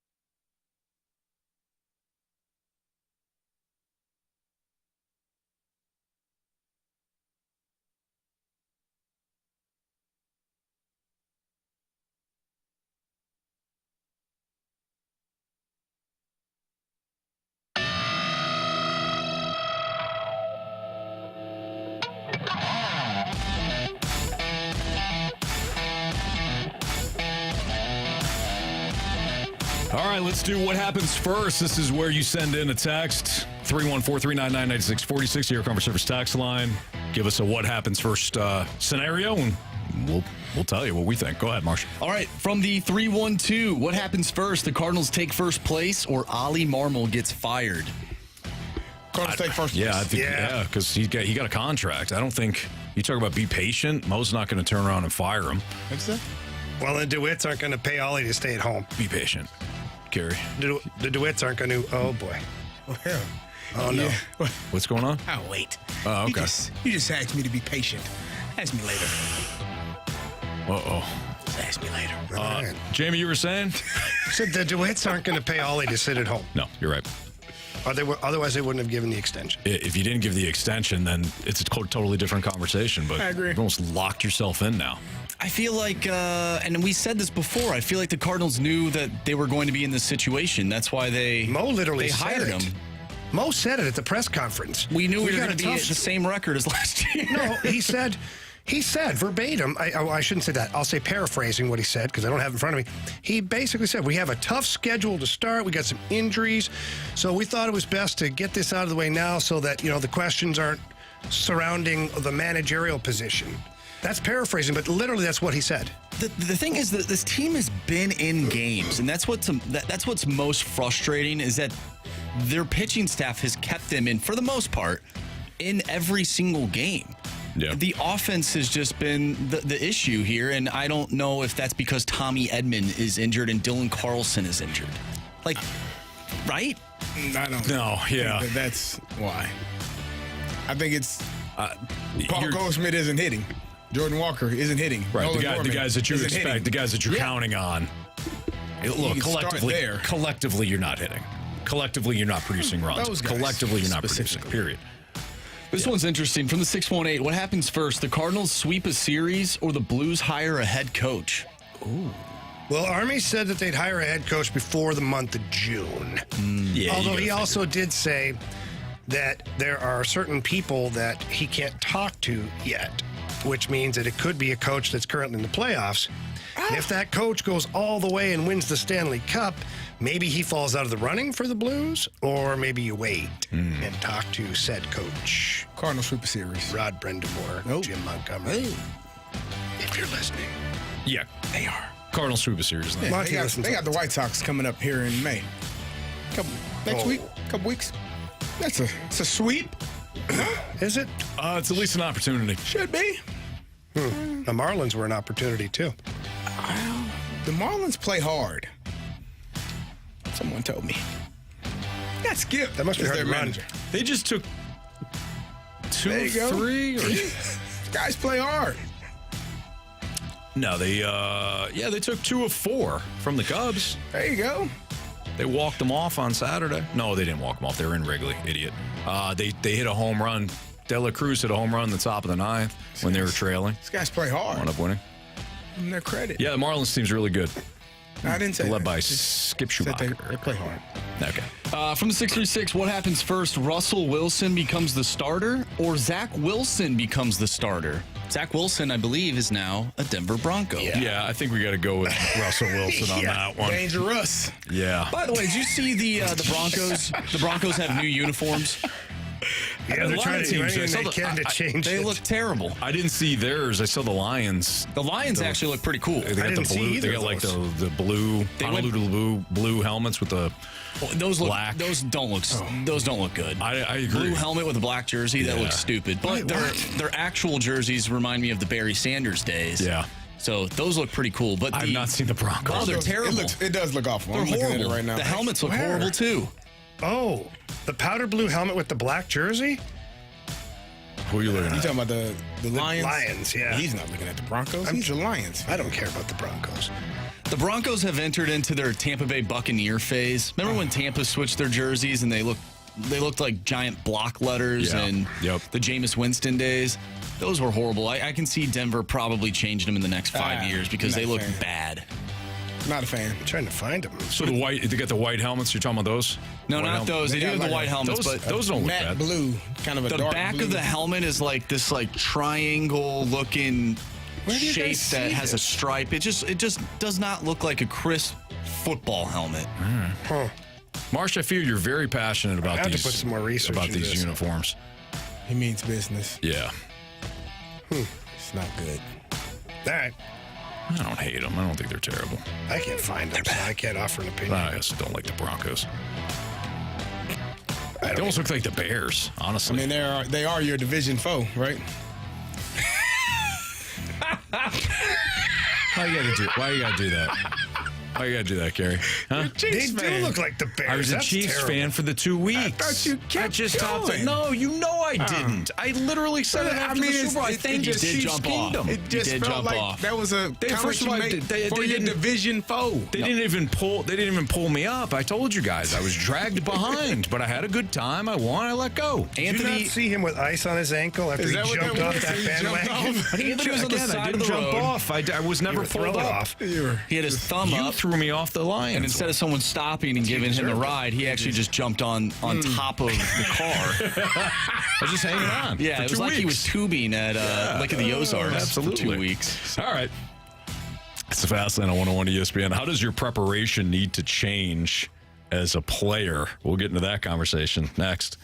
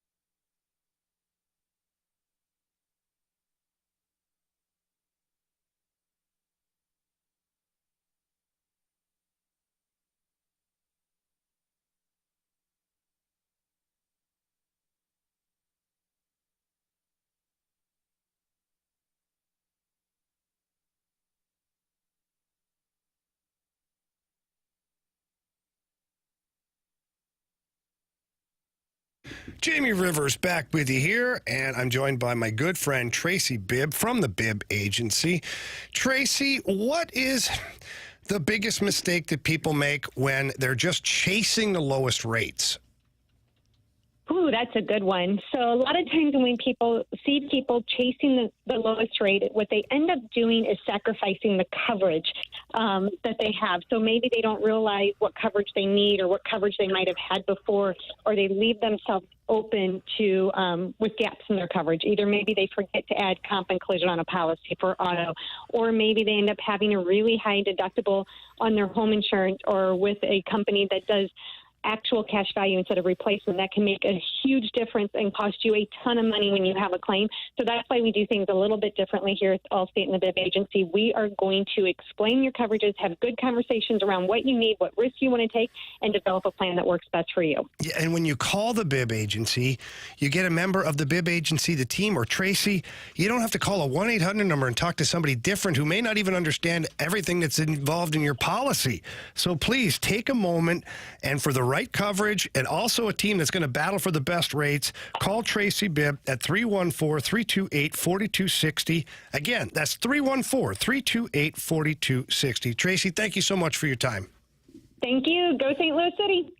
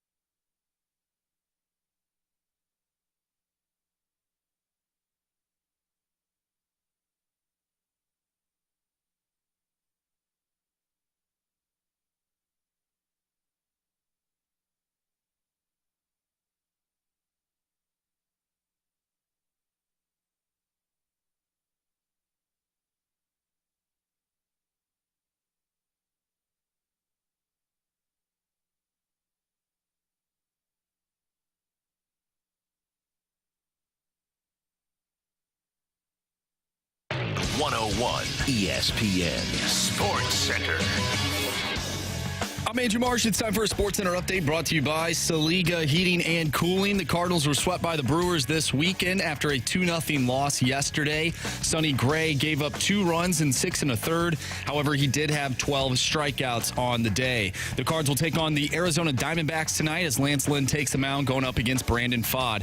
6:45 first pitch. Tonight on 101 ESPN, we'll have Game 2 between the Bruins and the Maple Leafs. Pregame starts at 5:30. I'm Andrew Marsh. And the Sports Center update is brought to you by Saliga Heating and Cooling, an independent American Standard heating and air conditioning dealer.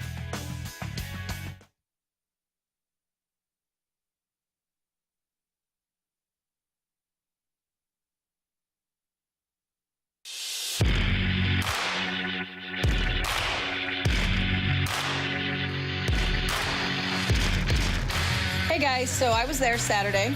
There is something definitely wrong with the St. Louis Cardinals that's more than just 1 or 2 hitters changing and it changing everything. I mean, Gorman, he looks like a deer in headlights when he's at the plate. There is something culturally wrong with the team. I don't know what it is. I just know this. You can't fire the team. So something has got to give. All right, thanks. Uh-oh. Carey Davis is tune into the unveiling. YouTube channel right now. Carey Davis is taking his clothes off. Yep. Sometimes we have to, my goodness. we have to do certain things. Lisa, don't. And Mo tells pull us up often. YouTube. Marsh. Don't. You just have to. Oh, my gosh. Every time I look away. That's all you have to do. Now, if you're in the YouTube, in the snake pit, you can see what my shirt says. What does it read, Jamie? I refuse to read it. What does it read?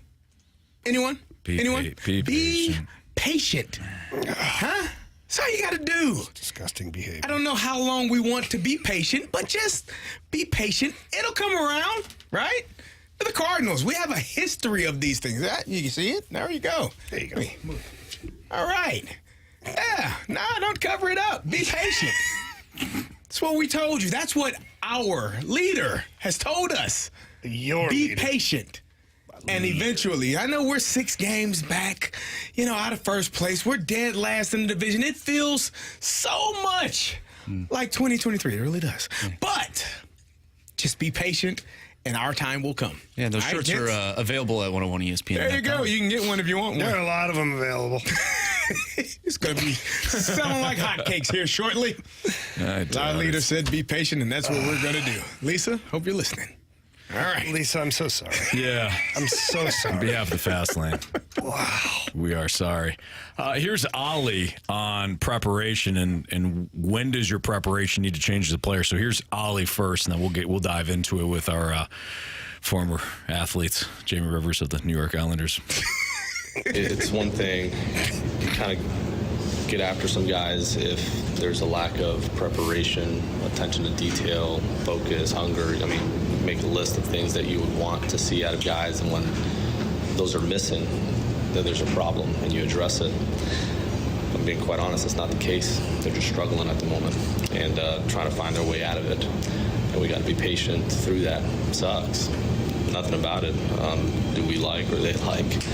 But, man, if you look at the way, I can get specific with you, the way Goldie's preparing at the moment and the way he's going about his work, trying to contribute, the way Gorman's going about his work. You look at Walker, you go down the list, and just guys that are struggling. There's not a real answer at the moment. Why was that not said earlier? Why was it not said when Derek Gould asked about, if he leads the press conference with that kind of dialogue, it ends all the conversations. It ends all the questions. Because he's saying Goldie and Gorman, they're working, they're preparing, they're doing everything. It's just not working right now. It's just not going for them right now. CD, you said the same thing. You said it ends all the like poking the bear. The moment you take accountability for what is not taking place on your team, there are no more questions because you've answered all of the questions that could come. Why isn't we're working on it? We're trying to get better. We know that it's not good. Those guys know that it's not good, and they're working on it, and we're working on it collectively. Well, what is wrong? I'm not going to get into the details of what we're working on, but know that we are working our butts off to be better because we know that it's not good enough. What else is there to ask after that? There's nothing else because you took accountability. You acknowledged that there's a problem. You took accountability for it being a problem, and you're working to get it better. You don't have to tell people what you're doing to get better, but know that we're working on it to be better.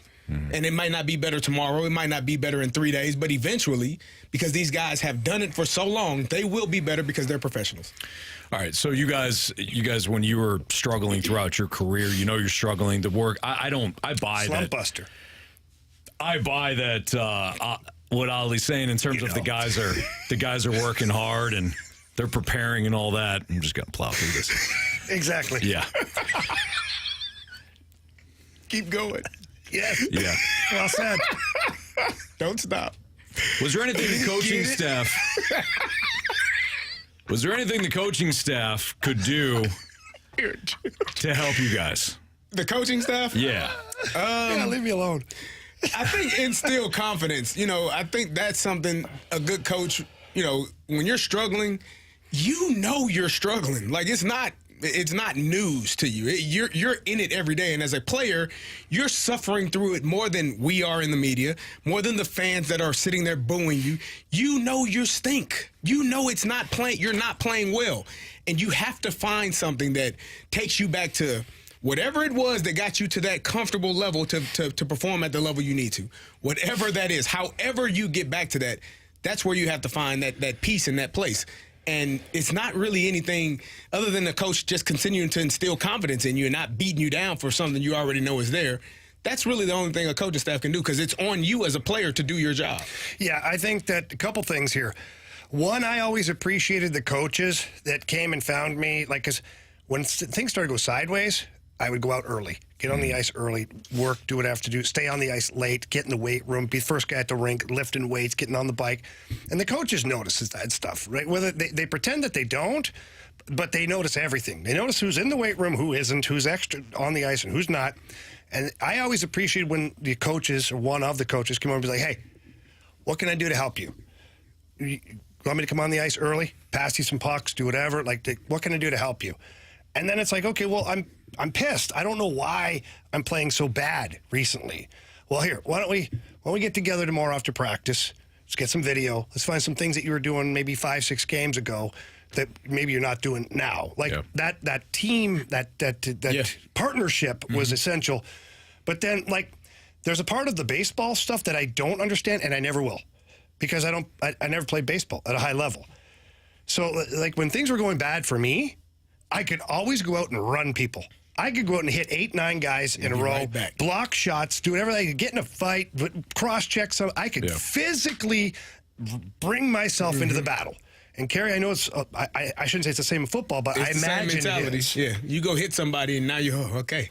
Yeah, I may have dropped that pass. Guys, now I'm actually going to harm you because I didn't do my job well enough. And you're helping the team. Yes. Yeah. So whereas I could not score a goal for 100 games, but still be helping my team. Right. So that's the part that I don't want to. I don't want to unfairly just judge these guys because I have not walked a mile in those shoes. Right. Yeah, I was gonna say it's more of an individual sport in baseball, and it's on you to figure out how to get yourself. I mean, you said, watching video. Too. Yeah, it's technical. Watching video, seeing what you're swinging. Maybe you're doing something differently than you haven't been doing in the past, but just dialing in. But the only thing that's going to get you out of that funk is actually doing it on the field. Video's not going to help. It'll help, but it's not going to help until you actually do it. So Carey brought up the word accountability a couple of times, not only in that segment, but also throughout the show, and it leads us perfectly into our next conversation. So what that is here on 101 ESPN.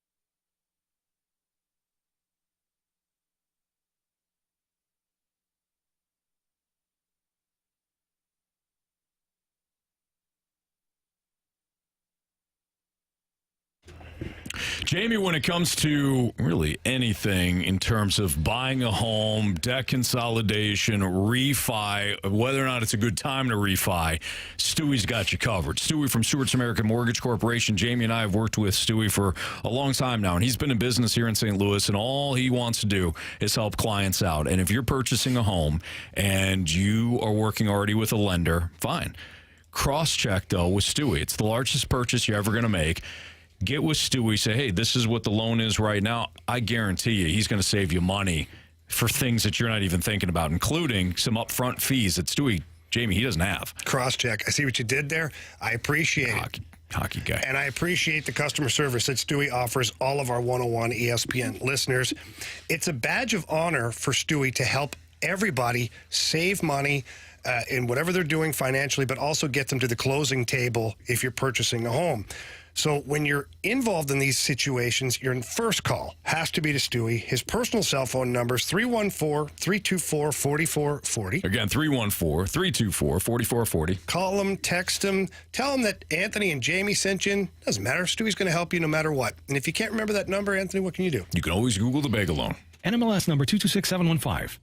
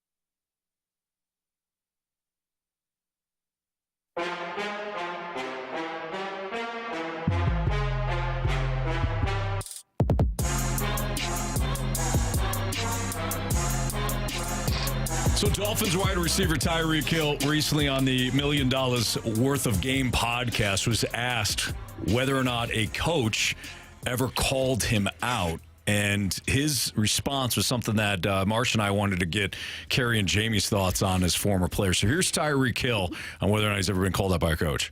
He called me out. He like, Reek, bro, you supposed to be the best player in the league, and you got this guy putting hands all over you like that. Man, we pay you all this money for what? And for me, I love like that, because I'm going to take that to heart, and I'm gonna get better from it. That'll never happen again to me in my life, man. You feel me? If a not holding me accountable, I feel like I'm not going to be able to get better. So he's talking about Mike McDaniel, the head coach of the Dolphins. It's the current head coach, and that was immediately after the loss to the Chiefs in the playoffs, where Snead, the corner for the Chiefs, had a great game. I imagine that knowing you two guys, you like that sort of response, because you're either going to get ticked off and you're going to get locked in, or you're going to have a little perspective over the offseason and say, this guy cares about me. He wants me to be better. He knows I can be better, and that's why he's calling me out. But do you guys, again, assuming that you guys are on board with that, two, the current athlete, do you think they still respond the way Tyreek Hill does? The majority of them, because obviously Tyreek's the current athlete. For me, the champion ones do. Like, you look at some of the young players in every league, they want to be accountable. They want to be challenged, because They want their teammates to be held to the same standard so that as a team you can win more games.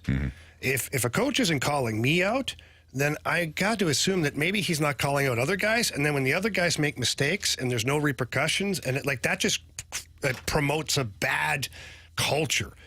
So, yeah, here's what I'll say. Carey, I don't know how it was in the NFL. I always appreciated coaches who called me out and challenged me face to face and told me what I did wrong.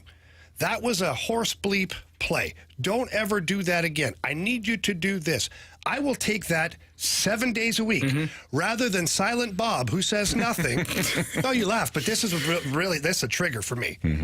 Rather than the guy who says nothing, and then 2 games later, you're scratched for 3 in a row. Yep. Oh, but everything's fine. Well, coach, what can I work on? No, we're just, working through some things here. No, you're lying to me. You're full of crap right now.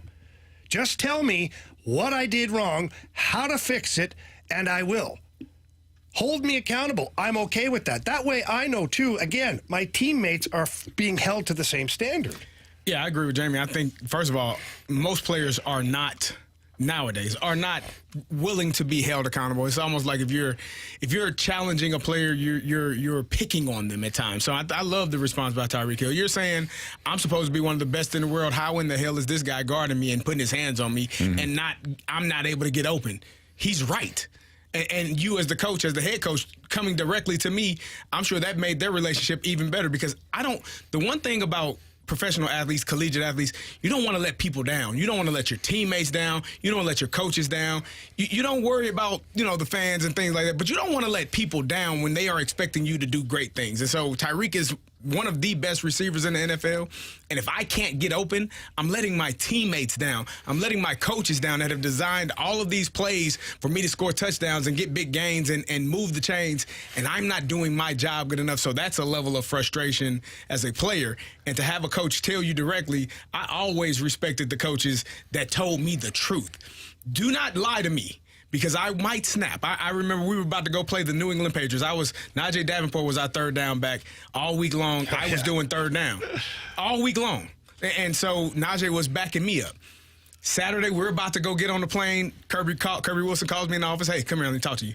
What's up? Yeah, you're not going to do third down tomorrow. I want to tell you now, there's a decision higher than me, but this is what it's going to be. I'm telling you now. Because if I tell you Sunday on the first third down, you might do something. Your response would not be what it is. Take it, process it. It's messed up. It's bleeped up. Process it on the plane. We'll get to meetings tonight, and we'll talk about it some more.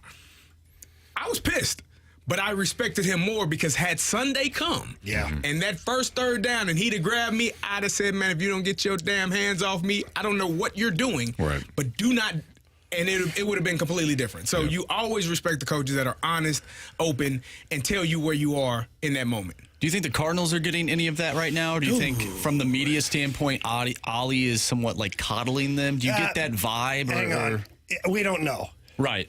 We don't know. The question is valid, trust me. Yeah. But we don't know what goes on behind closed doors. Because I've had coaches that will protect the team at all costs, yet behind closed doors, he's a damn pit bull. And guys are not happy to be screwing up. But they also respect the fact that the manager isn't just airing it all out to the media. Right. So in fairness to Ollie, we can believe whatever we want about coddling the players, but it might be completely different. For sure. And so I'm not in a spot to say yes or no on that. Yeah. Oh, I agree on that. All right, it's Fastlane on 101 at ESPN. We do need a new Gauntlet contestant, so if you want to play in the Gauntlet, 314-399-9646, just text in the word Gauntlet, and you'll have an opportunity to take on Carey, Marsh, or me next. Jamie's off to a soccer game. Big soccer game, baby. Yeah, so Jamie doesn't have an opportunity to see his daughter play. Go Vikings. Kenan Rivers. You got to paint your face. 17. That's the skull? That's the skull thing. For the Minnesota Vikings, I'm not I can't get behind Francis Howell, but I will today. You better watch your damn mouth. I said for today. Any day she plays, you're behind the Vikings. That works. I'll do the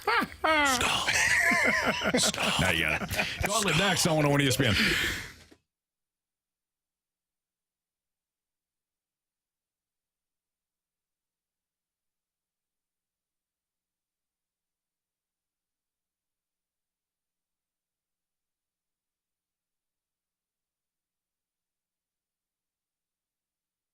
Fellas, are you currently using ED meds? If you have been or you're thinking about it, nobody cares. All I care about is that you're not spending too much money. The little blue pill, that gummy thing, yeah, they're all great, but they cost a lot of money. Not at the medicine shop in St. Charles. They are your destination for cheap ED meds. They've got a generic called sildenafil for less than $2 a pill. Prescription required, of course. But they're certainly going to make sure that you're not paying too much. And they also have an unbelievable program that offers free, discreet shipping and delivery to your home or your workplace of regular meds that you take in order for you to not have to go to the pharmacy. They understand that life gets crazy sometimes, so they bring the pharmacy to you. And I use that service, and I absolutely love it, and you're going to love going over to the pharmacy as well. Walk in, ask questions, whether it's allergies, flu, aches and pains. The representatives are going to do a great job of making sure that you leave there happy and satisfied and that you come back again and tell all your friends about it, too. I love it over there, and you will, too. So please visit them in person or visit them online at stcharles.pharmacy. That's stcharles.pharmacy.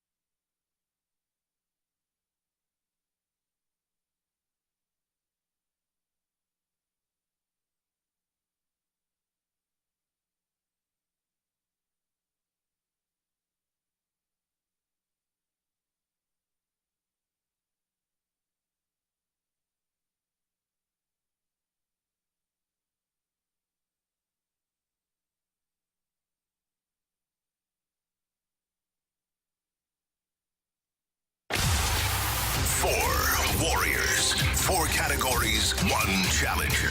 Can you master the Gauntlet? The Gauntlet is powered by Master, your hometown source for business communications for more than 30 years. Visit mastor.com.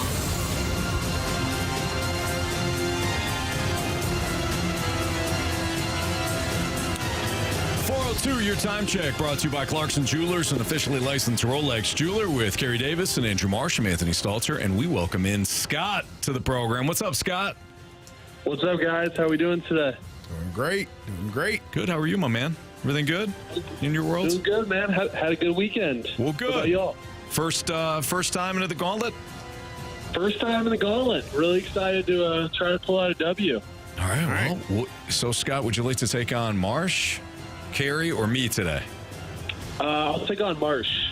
All right, Marsh, you're up. Nice. Let's do it. How do you feel about being selected by Scott? I feel good. Should be a good one. Okay, all right. Well, Scott, go ahead and tell Marsh to spin that wheel, and then Marsh will head into the cone of silence. Marsh, spin that wheel. I like the energy here, Carey. I like the energy from Scott. Yeah. All right, Marsh, can you give us the launch codes, too, before you head out? There we go. Scott, what category are you hoping for? I'm really hoping for baseball. Really hoping for baseball. Scott? Let's see here. Got news for you. It ain't baseball. What were you not hoping for? I was not hoping for football. Oh, okay. Got a little good news, bad news scenario here for you. It ain't football either. Yes, it's random. Oh, boy. Yeah. You forgot how much you didn't want random either, right? Yeah, I definitely didn't want random. All right, Scott, I'm sure you know how this works, but I'll explain it to anybody listening. You're going to get 4 random questions today. Marsh is going to get the same 4 random questions. Each question is worth 2 points unless you or Marsh ask for the options. If you ask for the options and you get that question right, it's worth 1 point instead of 2. Are you ready? I'm ready. All right. Question number 1. Identify the state that, in 2023, produced 92% of the citrus growth in the United States for fresh market consumption. So what state produced 92% of the citrus growth in the United States in 2023? Okay, citrus growth. I'm thinking trees. Trees are in every state probably. I'm thinking south. Thinking oranges, Sunshine State. I'm thinking Florida. Final answer? Final answer, Florida. Okay. Question number 2. Gwen Stefani is married to which famous country music star? Gwen Stefani. Ooh. I need the options. Is it Zach Bryan, Blake Shelton, or Cole Swindell? Dang it, I was thinking Blake Shelton, and I used the options, so I'm just going to go with my gut and say Blake Shelton. Final answer? Final answer. All right, question number 3. According to Britannica.com, the game of dominoes originated in which country? Which country did dominoes originate? We're not talking about Domino's Pizza, correct? That's correct, Scott. Yeah, we're talking about the game. I'm going to need the options. China, Germany, Russia. Wow. I'm going to go with Germany. Final answer. Question number 4. In the late 1980s, Pizza Hut sold soft rubber hand puppets of characters from the film The Land Before Time. What was the name of the movie's main character? Oh, my gosh. I bet you Marsh is going to get this one in 2 seconds. I know that they're dinosaurs. Land Before Time is dinosaurs, I think. Maybe I'm not so confident you guys didn't say anything. We like you, Scott, but we're not going to give away any secrets here. All right, I'm going to have to use the options here. Is it Littlefoot, Lenny, or Christopher? What was the second option? Lenny. I'm going to go with that. Final answer? Final answer. All right. Get Marshy back in here. Do you remember those? I can remember that as a kid. I remember the movie, and I remember the movie. All right. Marsh is will make his way back from the cone of silence here. How you feel? You know, I feel worse than when the round started. So okay, all right. Marsh, how do you feel? I'll feel better when I know the category. The category is random. I hate that. Carey?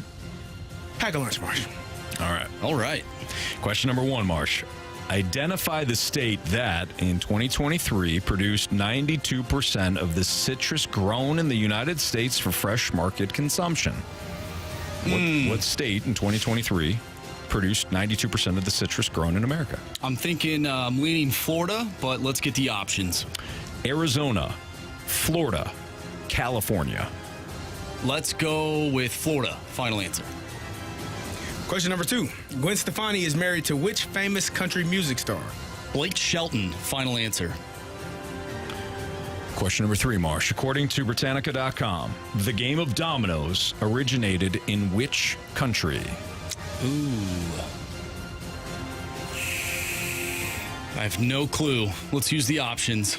China, Germany, Russia. Let's go China. Final answer. They also invented ice cream, which I learned from random trivia. Really? In the late 1980s, Pizza Hut sold soft rubber hand puppets of characters from the film The Land Before Time. What was the name of the movie's main character? Oh, jeez. I don't really remember watching those. I'm going to have to use the options. Is it Littlefoot, Lenny, or Christopher? It's a weird name for a dinosaur, Christopher. Let's go with Littlefoot. Final answer. All right. Let's go over these. Identify the state that in 2023 produced 92% of the citrus grown in the United States for fresh market consumption. Scott, without the options, you went Florida. Marsh, with the options, you went Florida. Correct answer is California. California is the correct answer. That was the answer for the peaches, too, when we did the Gauntlet.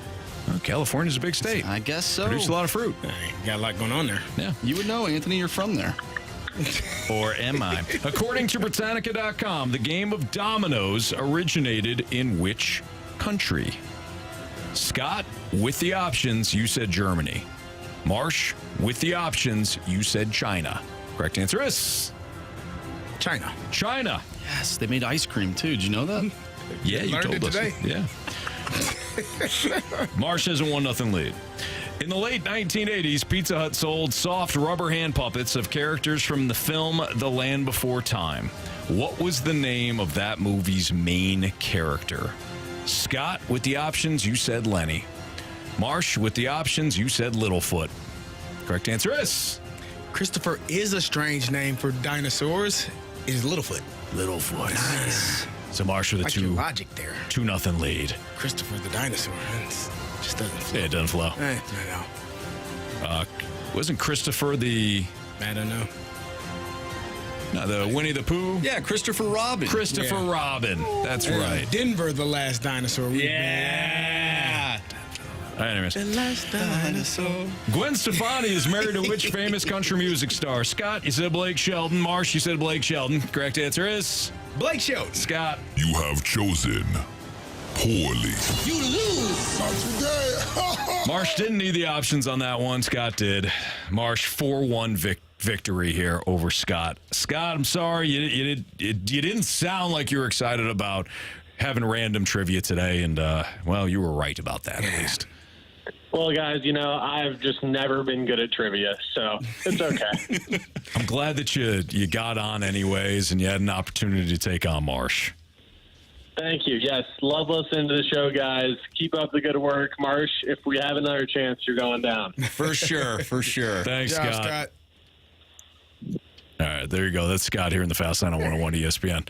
Very well played. Good job, Marsh. Yeah, nice job, Marsh. Thank you. Well done. So I went down. I think it was maybe it was on Instagram. It wasn't a YouTube rabbit hole. But speaking of Christopher Robin, do you know the whole thing behind Like the Winnie the Pooh? The characteristics or the emotions of A child, like all the things that a child could deal with. So Winnie the Pooh, like the different, one of the characters had anxiety. I think it was Piglet. Yeah. One of them had depression, which is Eeyore, obviously.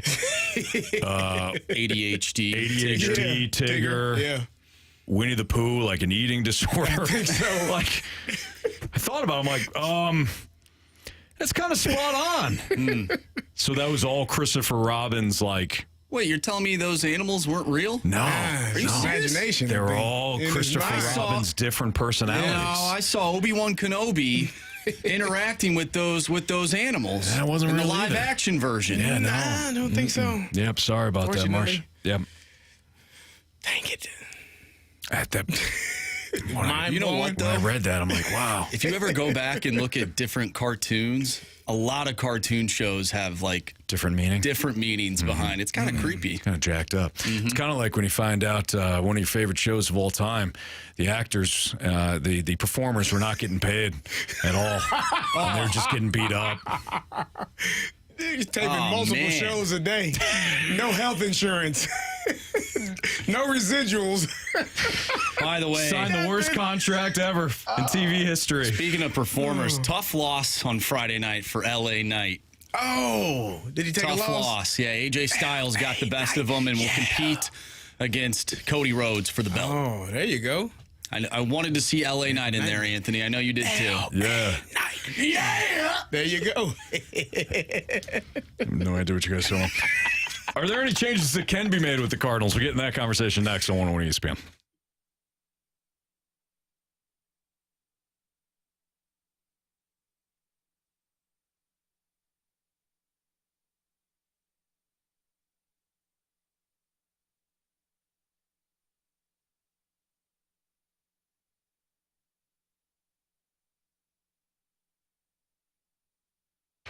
I'm heading down to Auto Centers Nissan tomorrow to talk to the guys about some things going on with the car, and I love going down there. I love going down to Herculaneum. They got a brand new spot, brand new dealership, and they take care of you. So if you're in the market for a new vehicle, there's still time to take advantage of their Fresh Start program in April.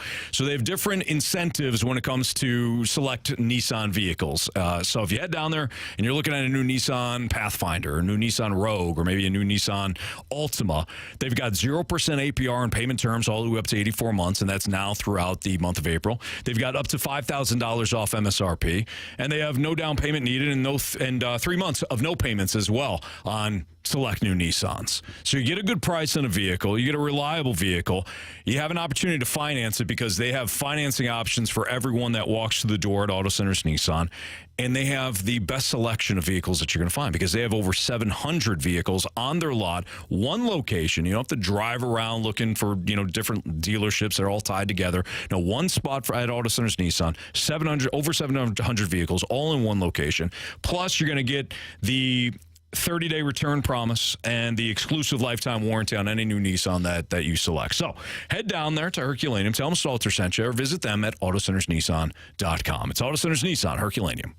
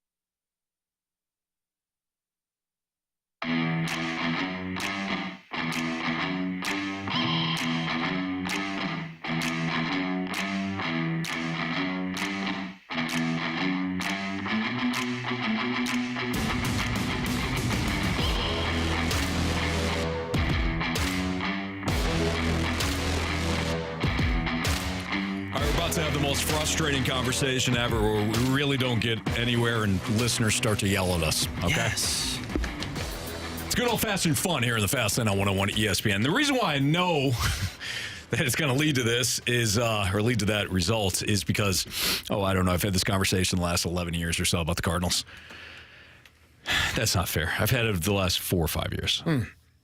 So is there anything that can be done, any changes that can be done? Listeners, I think, and fans, I'll say fans, not listeners, fans, because we're fans too. When your team is losing, you want changes to be made. Of course you do. The problem with the people that are actually, a part of these games, these teams, they know that it's a marathon. It's 162 games. They also know that in baseball, it's not like football or basketball or hockey where you can make some slight adjustments from a scheme standpoint that could lead to big results. It's baseball. It's largely an individual sport that is played on, played at a team level. So, in other words, we can rant and rave about the job that Ollie Marmol is or isn't doing, or we could talk about the hitting coach, and I've had a lot of conversations about the hitting coaches over the years, whether it was, Mabes, John Mabry, or, of course, it was, what's his face? Jeff Albert. We have had these conversations, but they're not offensive coordinators. They're not defensive coordinators. They're not head coaches in college basketball or NBA where you can change things up from a system standpoint. If Paul Goldschmidt is hitting under 200, there's only so much you can do to point out some slight tweaks that he needs to make. Otherwise, he's just got to hit his way out of it. And if you have enough guys struggling, you can make some changes with the lineup, Carey, like we've seen Ollie Marmol make. But ultimately, it comes down to the players that are taking their 2 feet and stepping them in the batter's box and hitting their way out of it. It will always come down to the players. I mean, especially in this sport. Like you said, Paul Goldschmidt has been doing this for 14 years now. He has been a professional baseball player, an MVP award winner. He knows what he needs to do. And, again, your coach can help you with film. But to your point, it's not an OC calling plays and calling a bad play or making a poor decision or a poor call in a timely manner. This is an individual sport, the sport disguised as a team sport. Like, each individual takes that bat up there 3 to 4 times a game with the hopes of moving a runner over or hitting the ball in a gap or over the fence. Mm-hmm. That's the purpose of it. And if the players aren't doing that, I don't know that 14 years into your career, Turner Ward is going to say, hey, you've been doing this wrong for the last. No. Either he's just not having, he's run into some bad luck. And I think you can say that more with him. And there's more of a concern, in my opinion, when you talk about Jordan Walker and Nolan Gorman, because they don't have as long of a track record as Paul Goldschmidt does. They don't have all-star games on their resume. They don't have an MVP on their resume. I don't worry about Paul Goldschmidt. I said 2 years ago when he won the MVP, he was batting 146 on this exact same date going into the game. And so now he's batting 179. He's a little bit better. He's a little ahead of the game, than he was then. MVP again. So I'm not as concerned with Paul Goldschmidt as I am with those two. But as a coach, I don't know what the expectation is of them to go out and correct whatever is lacking right now. I'm also not suggesting that the coaching staff does nothing, because we have heard from players before where they have a coach that can get through to them. You don't just get off the hook because baseball is an individual sport. I'm just saying there's only so much you can do. But if there's somebody on that staff that can take a look at the film and say, you know what, you need to have your hands back a little higher. Your load's got, you're putting your front foot down too early. You're out on a curveball. You're straight. I'm sure that all of that is going on right now. What I am saying, though, is that there's not a team-wide change that you can make from a strategy standpoint.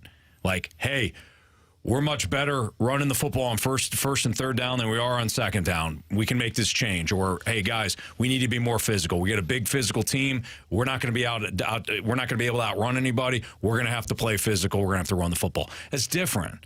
In baseball, there's just, here, we can make the small tweaks. You can get in the batter's box or the hitting cage. But once you get in the box, man, that's up to you to produce.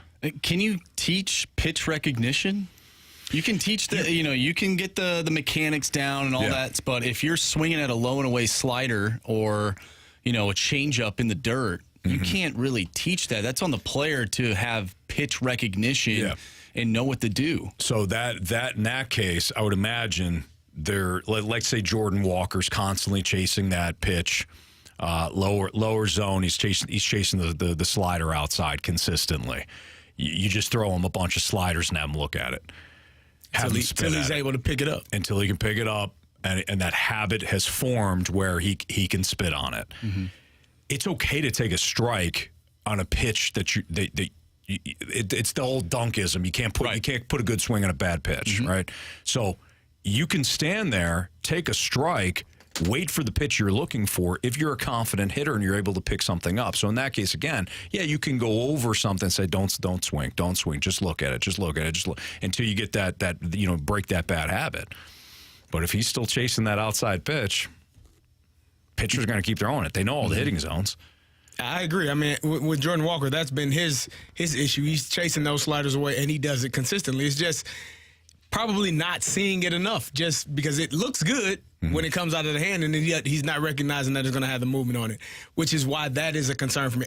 Again, I don't have as much concern for Paul Goldschmidt. I think at some point he's going to, unless the only concern that I could have or would have is when you get older as a player, no one knows when it just cuts off. Like when you don't have the success that you're accustomed to having because either your bat is slower, you're not as quick, you're not seeing things as well as you have in the past, whatever the case may be, not getting your hands through the zone, whatever it is, it happens the older you get. And that would be the only concern. I don't know that he's gotten to the point where, okay, you hit really well for the most part of your career and then all of a sudden it just drops off. I don't know if we're there yet, but if it were to continue into May, late May, early June, then there would be some concerns there. But right now, again, in 2022, he had a lower batting average than he does right now, and he won the MVP. So I don't think we should be too concerned yet.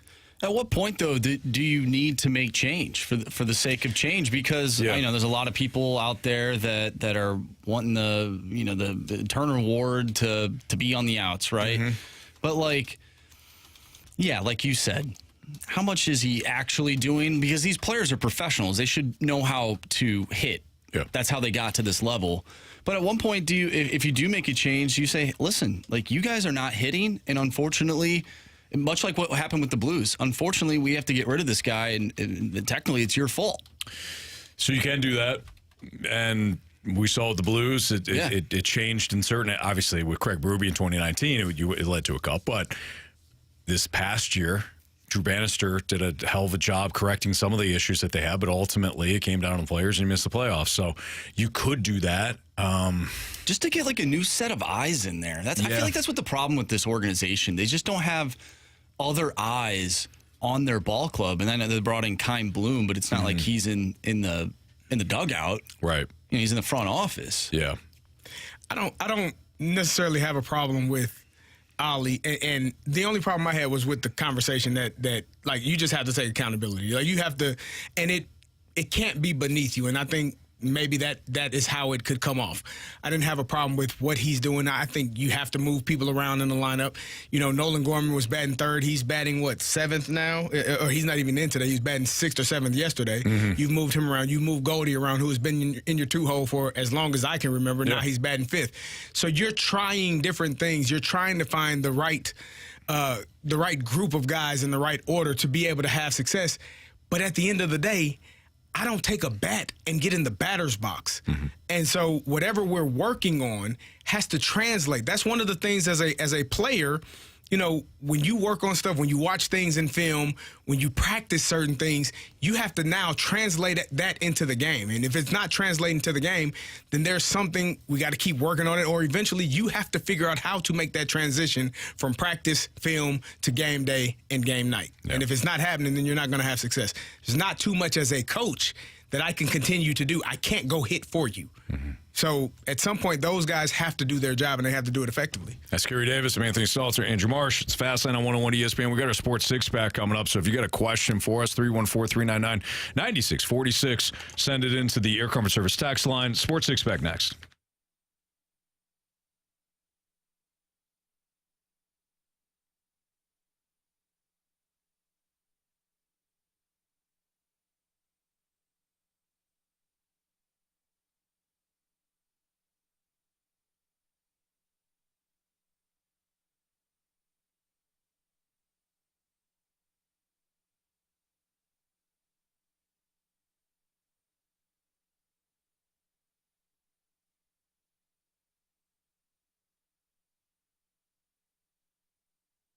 The Missouri Athletic Club, great spot.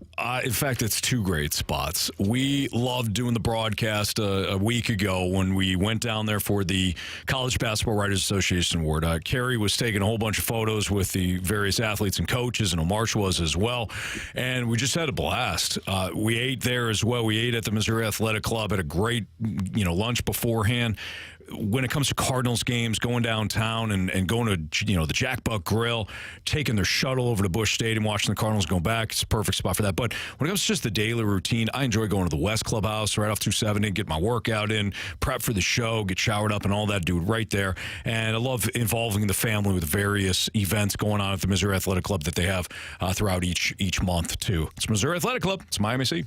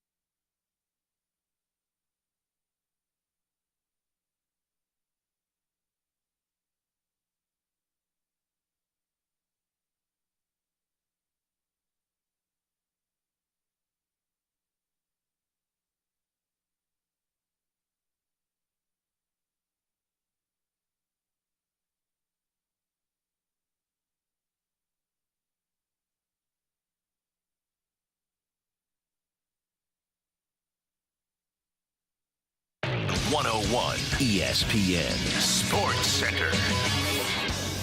I'm Andrew Marsh. It's time for a Sports Center update driven by Johnny Londoff Chevrolet and Johnny Londoff Autoplex. The Cardinals were swept over the weekend by the Milwaukee Brewers. They lost yesterday by a final score of 2-0. Sonny Gray gave up 2 runs in 6 1/3, and he had 12 strikeouts on the day. The Cardinals will take on the Arizona Diamondbacks tonight as Lance Lynn takes the mound, going up against Brandon Pfaadt. 6:45 first pitch. Tonight on 101 ESPN, you can listen to the Stanley Cup playoffs, game number 2 between the Boston Bruins and the Toronto Maple Leafs, with the pregame starting at 5:30. We have our Sports Six-Pack coming up next, so if you have a question, send it our way to the Air Comfort Service text line, 314-399-9646. Sports Six-Pack coming up next. I'm Andrew Marsh, and the Sports Center update is driven by Johnny Londoff Chevrolet and Johnny Londoff Autoplex. See them at londoff.com. Chevy, together we drive. Are you kidding me?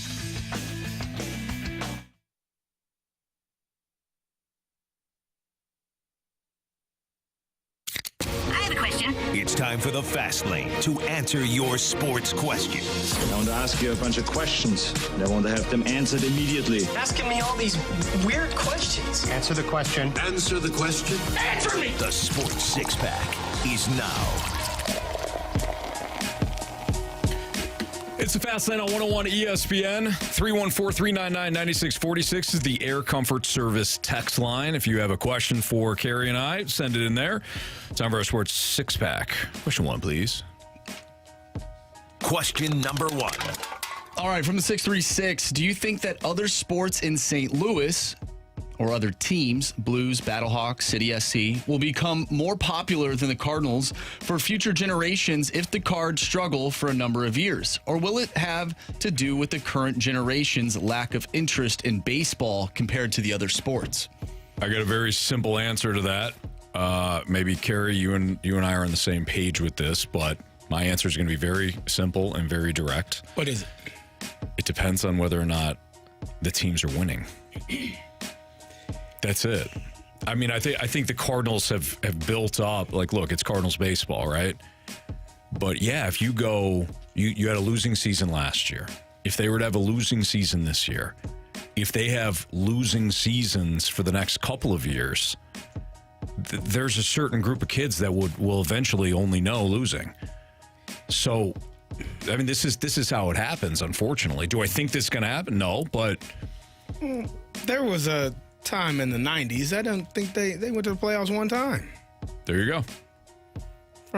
From 88 to 99. And there's also a generation that expected, it's the generation right now, that expected that the team was going to be a playoff contender every single year. That is me. That's Marsh. I grew up in the 2000s. Right there with you. So there you have it. I'm right there with you. I don't think, I might be naive. I don't think that I don't think the Blues or the Battlehawks or City will be able to ever take over the Cardinals. But why do you think that? Because again, I might be being naive. I might be the old guy that thinks that St. Louis Cardinals it just represents so much more than just baseball, in my opinion. Mm-hmm. And so I think it's hard to imagine more people being tuned into a City game. No offense to City, it's just they're new. Battlehawks are new. Mm-hmm. Blues have been around for a long time, but they don't compete in terms of more fans overall that I think watch Cardinals than Blues. So yeah. I just think I can't imagine a scenario where the Cardinals aren't the number one team in St. Louis. And if you had an NFL team and that NFL team was successful, probably, maybe, and the Cardinals were not. I just don't. I think there are people that watch Cardinal games that don't watch Blues games, and there are people that watch Blues games that don't watch Cardinal games. But I think there are more people that watch the Blues that watch the Cardinals than than vice versa. Vice versa. I think it would take a very long time. Yeah, a very long time. Ultimately, I agree with you, Carey. But I in other words, I can't see it happening where the Cardinals become kind of second fiddle to anybody else in the city. But it could happen over over a period of time, because ultimately fans want to root for a winner, right? And like children, they get excited about a certain sport whenever they attend the game and they have a good time. Like, I remember when I was younger, I went to a Cardinal game in the late 90s, and that's when they started to pick up more steam compared to what they were earlier in the decade. And so I fell in love with baseball. Yeah. And kids nowadays, if their parent is not taking them to a game, one, because the team is not good, and two, because maybe it's just too expensive to go, that kid is not going to have that same love of baseball that some other person would that was born 20 years earlier. So, like, if I grew up and the team was actually not that great and they went a good 15 to 20 years without being a competitive baseball team, I probably wouldn't like baseball as much as I do now. I'd probably love hockey more because the Blues were a solid team for 25 plus years. They were making the playoffs every single year. Yeah. So if that continues to be a thing now where the Cardinals are just not good, I could see 20 years down the line, 15, 20 years down the line, where these kids just don't care anymore. They don't care. Like, I'm not going to go to the Cardinals game. I'd rather go to a different game. Well, or maybe I just don't go to any sports. Well, I think what you hit on, though, that's important is kids are going to, and Carey, I think you could back me up here. Kids are going to follow two things. One, are the parents going? Are the parents invested? Because when the kid's young, a lot of times they'll get invested if the parents are going. For sure. The other factor is their peers. So if the peers are all talking about the Cardinals or the peers are all talking about the Blues, then all of a sudden they get more interested in it. You play hockey, you're going to be interested in the Blues probably. You play baseball, you're going to be more interested in seeing what the athletes do. But ultimately, it comes down to when they're young, are the parents interested? And are their friends all interested? Those are the two things that are going to impact whether or not a child is going to be invested in a certain thing or a certain team. Question number 2. From the 314, why hasn't Stubby Clapp not gotten a run with this team? He put the minor league team on the map. He deserves it. That's a question. I don't want to dodge it, but that's a question that I don't have an answer for. I don't know. I don't know if Mo doesn't like a certain aspect of Stubby Clapp's ability to coach. I have no idea. I don't know. I don't have an answer for that either. I wish I did. Yeah. And I'm not ducking it. If I had an answer, I'd at the very least I would beat around the bush. But I don't know. Yeah, it's a good, and you know what? It's a fair question. It's a good question because Stubby Clapp, there's a lot of. I know that he's well respected from a player standpoint. I know he's also well respected from an organizational standpoint. But who knows? Maybe Stubby Clapp also doesn't want to manage at the big league level. Maybe he's fine with what he's doing right now. There's some coaches that get to a point where like, I don't want to deal with the media or I don't want to deal with the day-to-day grind. I don't want to deal with whatever. And they become very not comfortable, but they become very satisfied with the role that they've been given. Question number 3. Good question here from the 314. This one's for Carey Davis. Would you ever bring back the hairdo that you had in Pittsburgh? Your Super Bowl replayed on NFL Network this morning. I would love it. Don't know if you know this. Don't really grow that way anymore. I had to cut it all off. I could probably grow it again, but it'll just be missing in a few areas, which probably wouldn't be the same style, but, be kind of cool. It was cool. Yeah. I enjoyed having my locks. Hey, it's a good look now, too. I grew it for 6 or 7 years. Used to be able to shake my hair. Yeah. You just do that run on the field, right? Yeah. Let's show you a picture that was one of my favorite pictures. Is that the one where you're like kind of looking up? I've seen that one. I was coming out of the tunnel. Yeah, and you're like... I jumped. Yeah, you have the flex going on. All over the place. Sure, yeah. I've seen that one. Crazy. Good times, man. Sorry, can't do it anymore. Yeah. Super Bowl champ, though. All right, we're going to continue our Sports Six-Pack. I think Marsh has got something for us on the Battlehawks, too. So we'll continue our Sports Six-Pack next on 101 ESPN.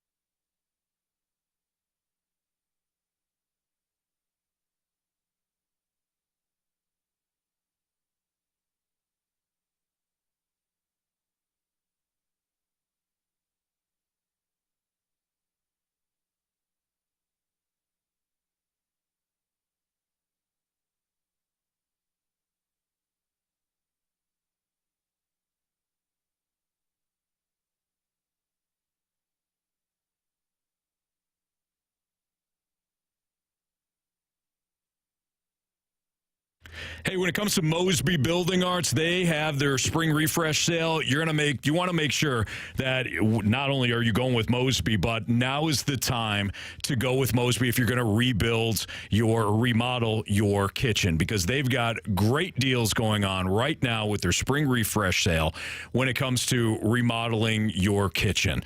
They also do a tremendous job involving you, testing out what you are, or looking, viewing what you need, creating your perfect design, and then once you have your kitchen modeled out the way that you want to, then the real magic happens. Because at Mosby Building Arts, they have a team that comes in, they do an incredible job of making sure that all the materials are in, and your specific team on your specific model is ready to go. They've got their own plumbers, their own electricians, their own contractors. They're not constantly going out and working with somebody else.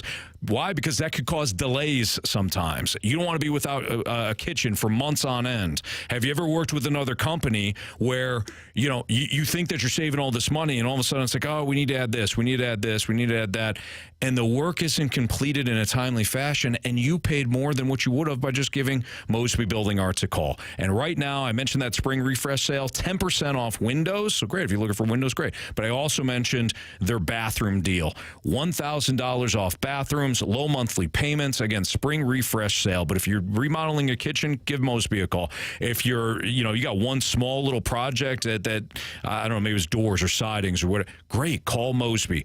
Bathrooms, $1,000 off bathrooms plus low monthly payments. It's Mosby Building Arts. Give them a call right now at 314-909-1800. Tell them Stalter sent you, or visit callmosby.com. Mosby Building Arts, the right remodeling company.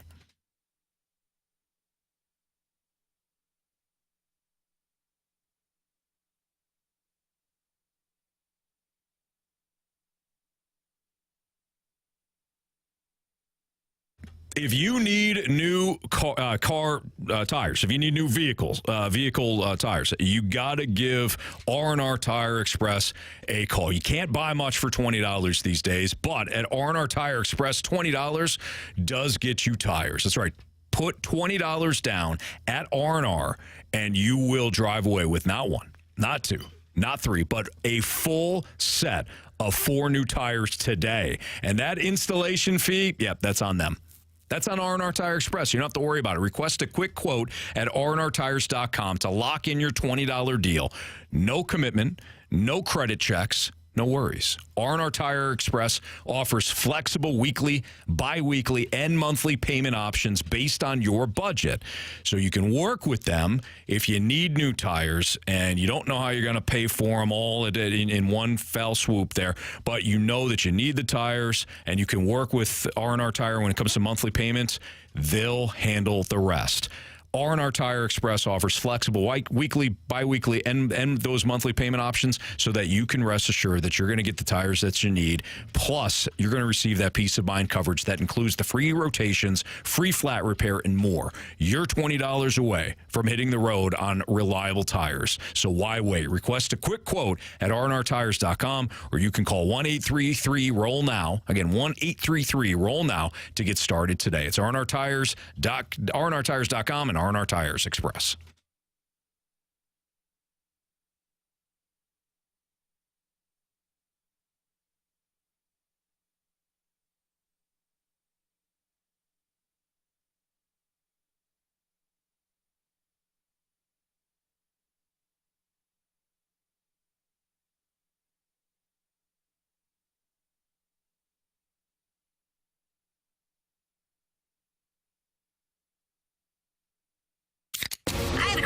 It's time for the Fast Lane to answer your sports questions. I want to ask you a bunch of questions, and I want to have them answered immediately. Asking me all these weird questions. Answer the question. Answer the question. Answer me! The Sports Six Pack is now.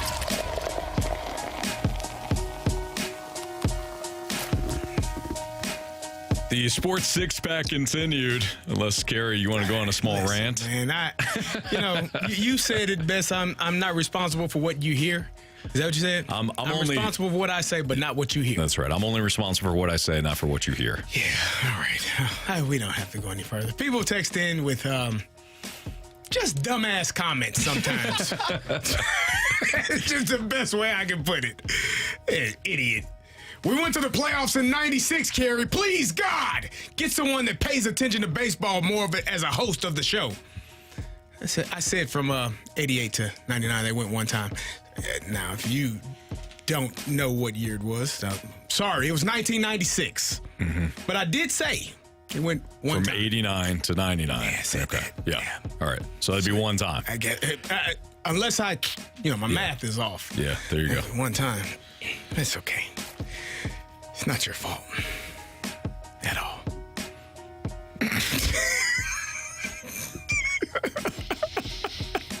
People get so mad sometimes. They just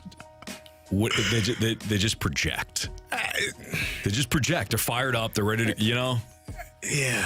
And they start firing away. That's okay. I don't want to be your target. Bring love, not hate. Yeah. Well, all right. Start paying attention to baseball, then you won't be the target. All right.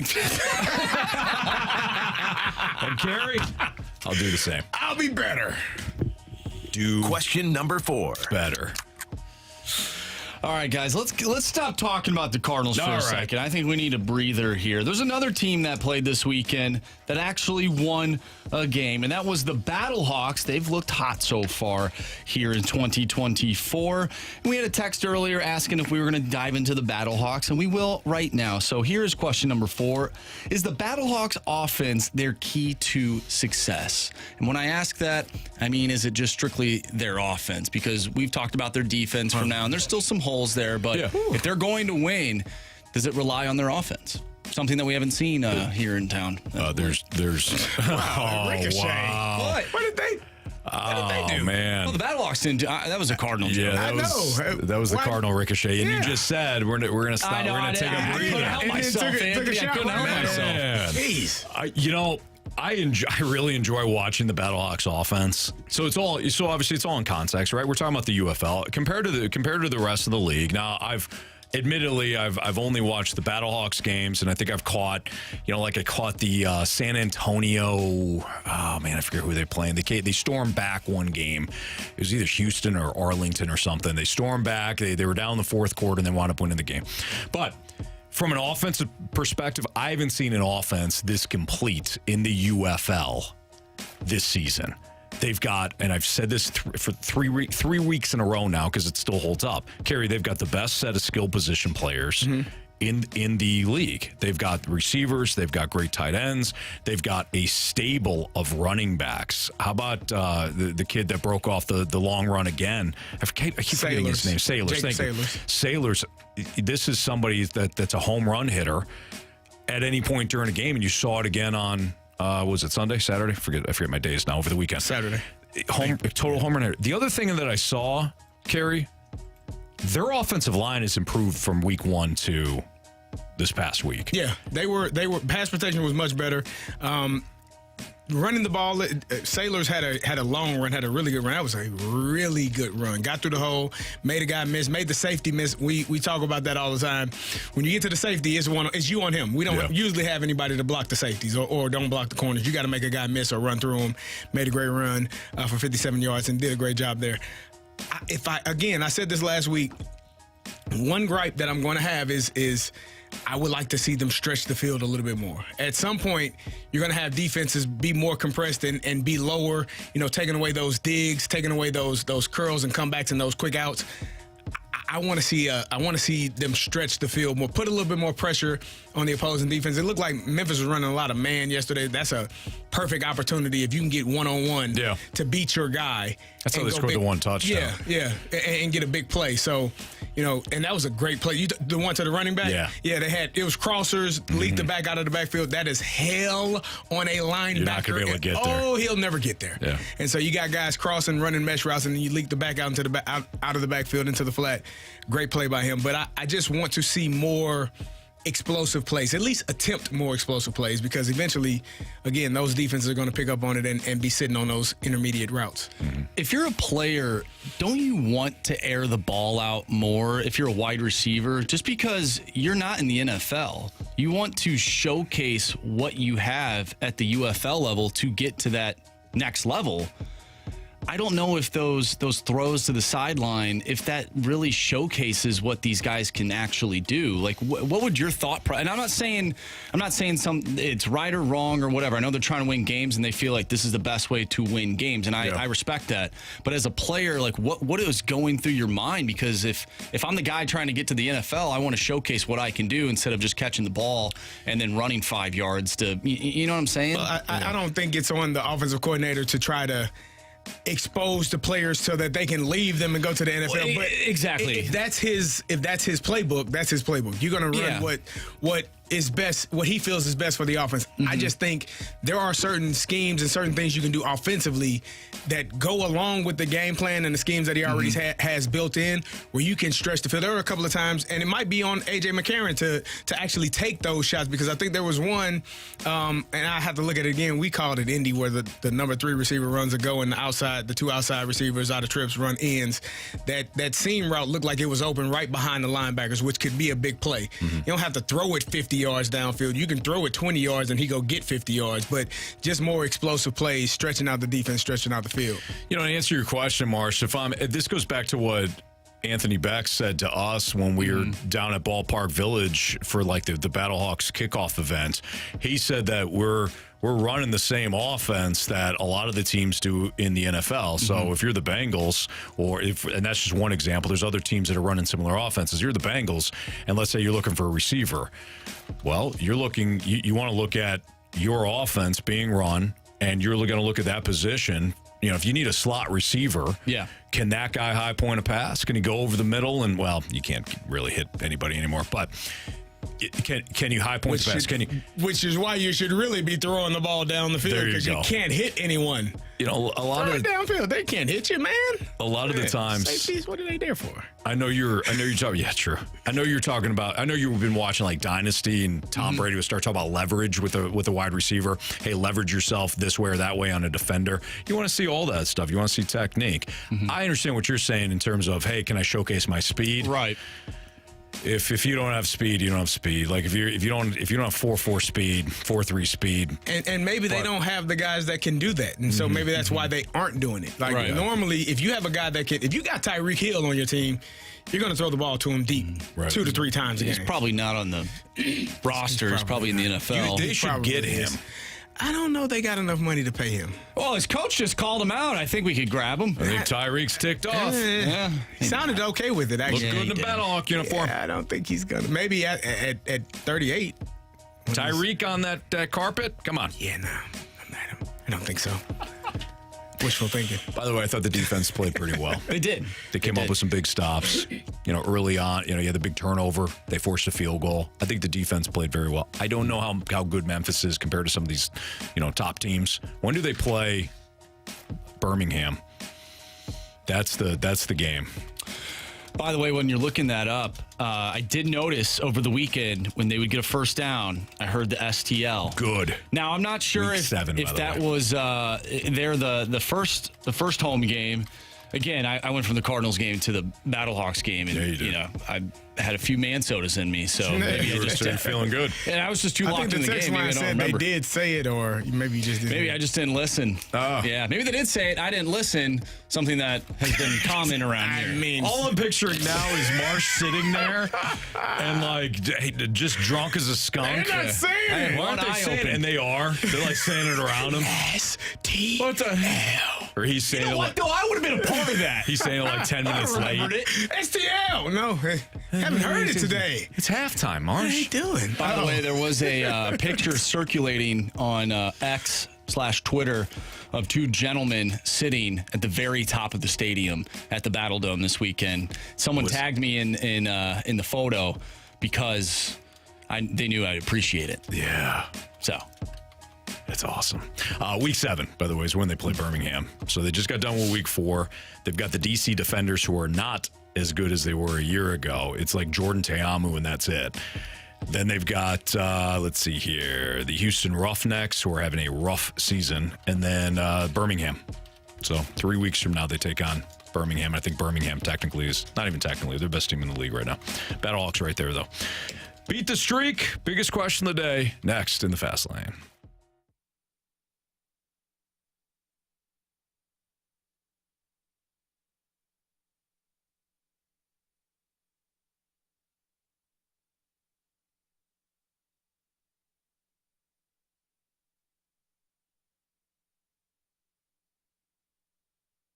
If you have a leaky roof, an old roof, a damaged roof, an ugly roof, maybe you just get home, you're like, man, that thing is ugly. Maybe you just purchased a home and you know that it needs a new roof. Why wait? Call the Happy Roof Company. They're fantastic. They've been in St. Louis for a very long time, and they know what they're doing. That means their workmanship is going to be fantastic, but their warranty is also going to stick. You work with certain companies that come in and out after storms. You know, they knock on your door. Hey, we're just at the neighbors. We're going to do their roof, and we can do yours too. Give you a great price, and then they're not around for if something happens, something goes wrong. That's not how Happy Roof Company does it. They don't chase storms. 100% of their market is in St. Louis and the surrounding areas. They do residential and commercial roofing, 10-year labor warranty on all shingle roofs, so they will be around if you have an issue. And by the way, if you have a problem, whether they put up the roof or not, and a lot of times, man, the Happy Roof Company, they do a fantastic job.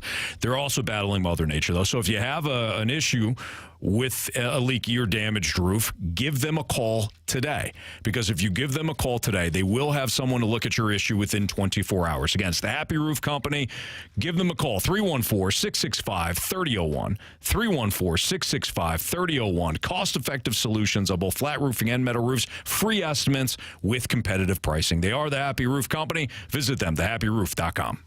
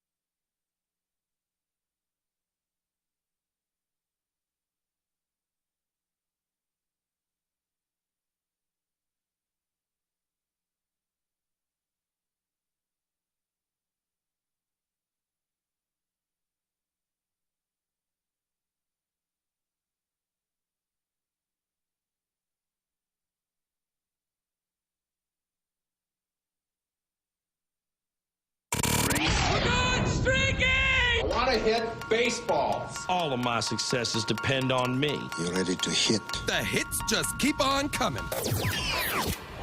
And his first big league hit is a bullet up the middle.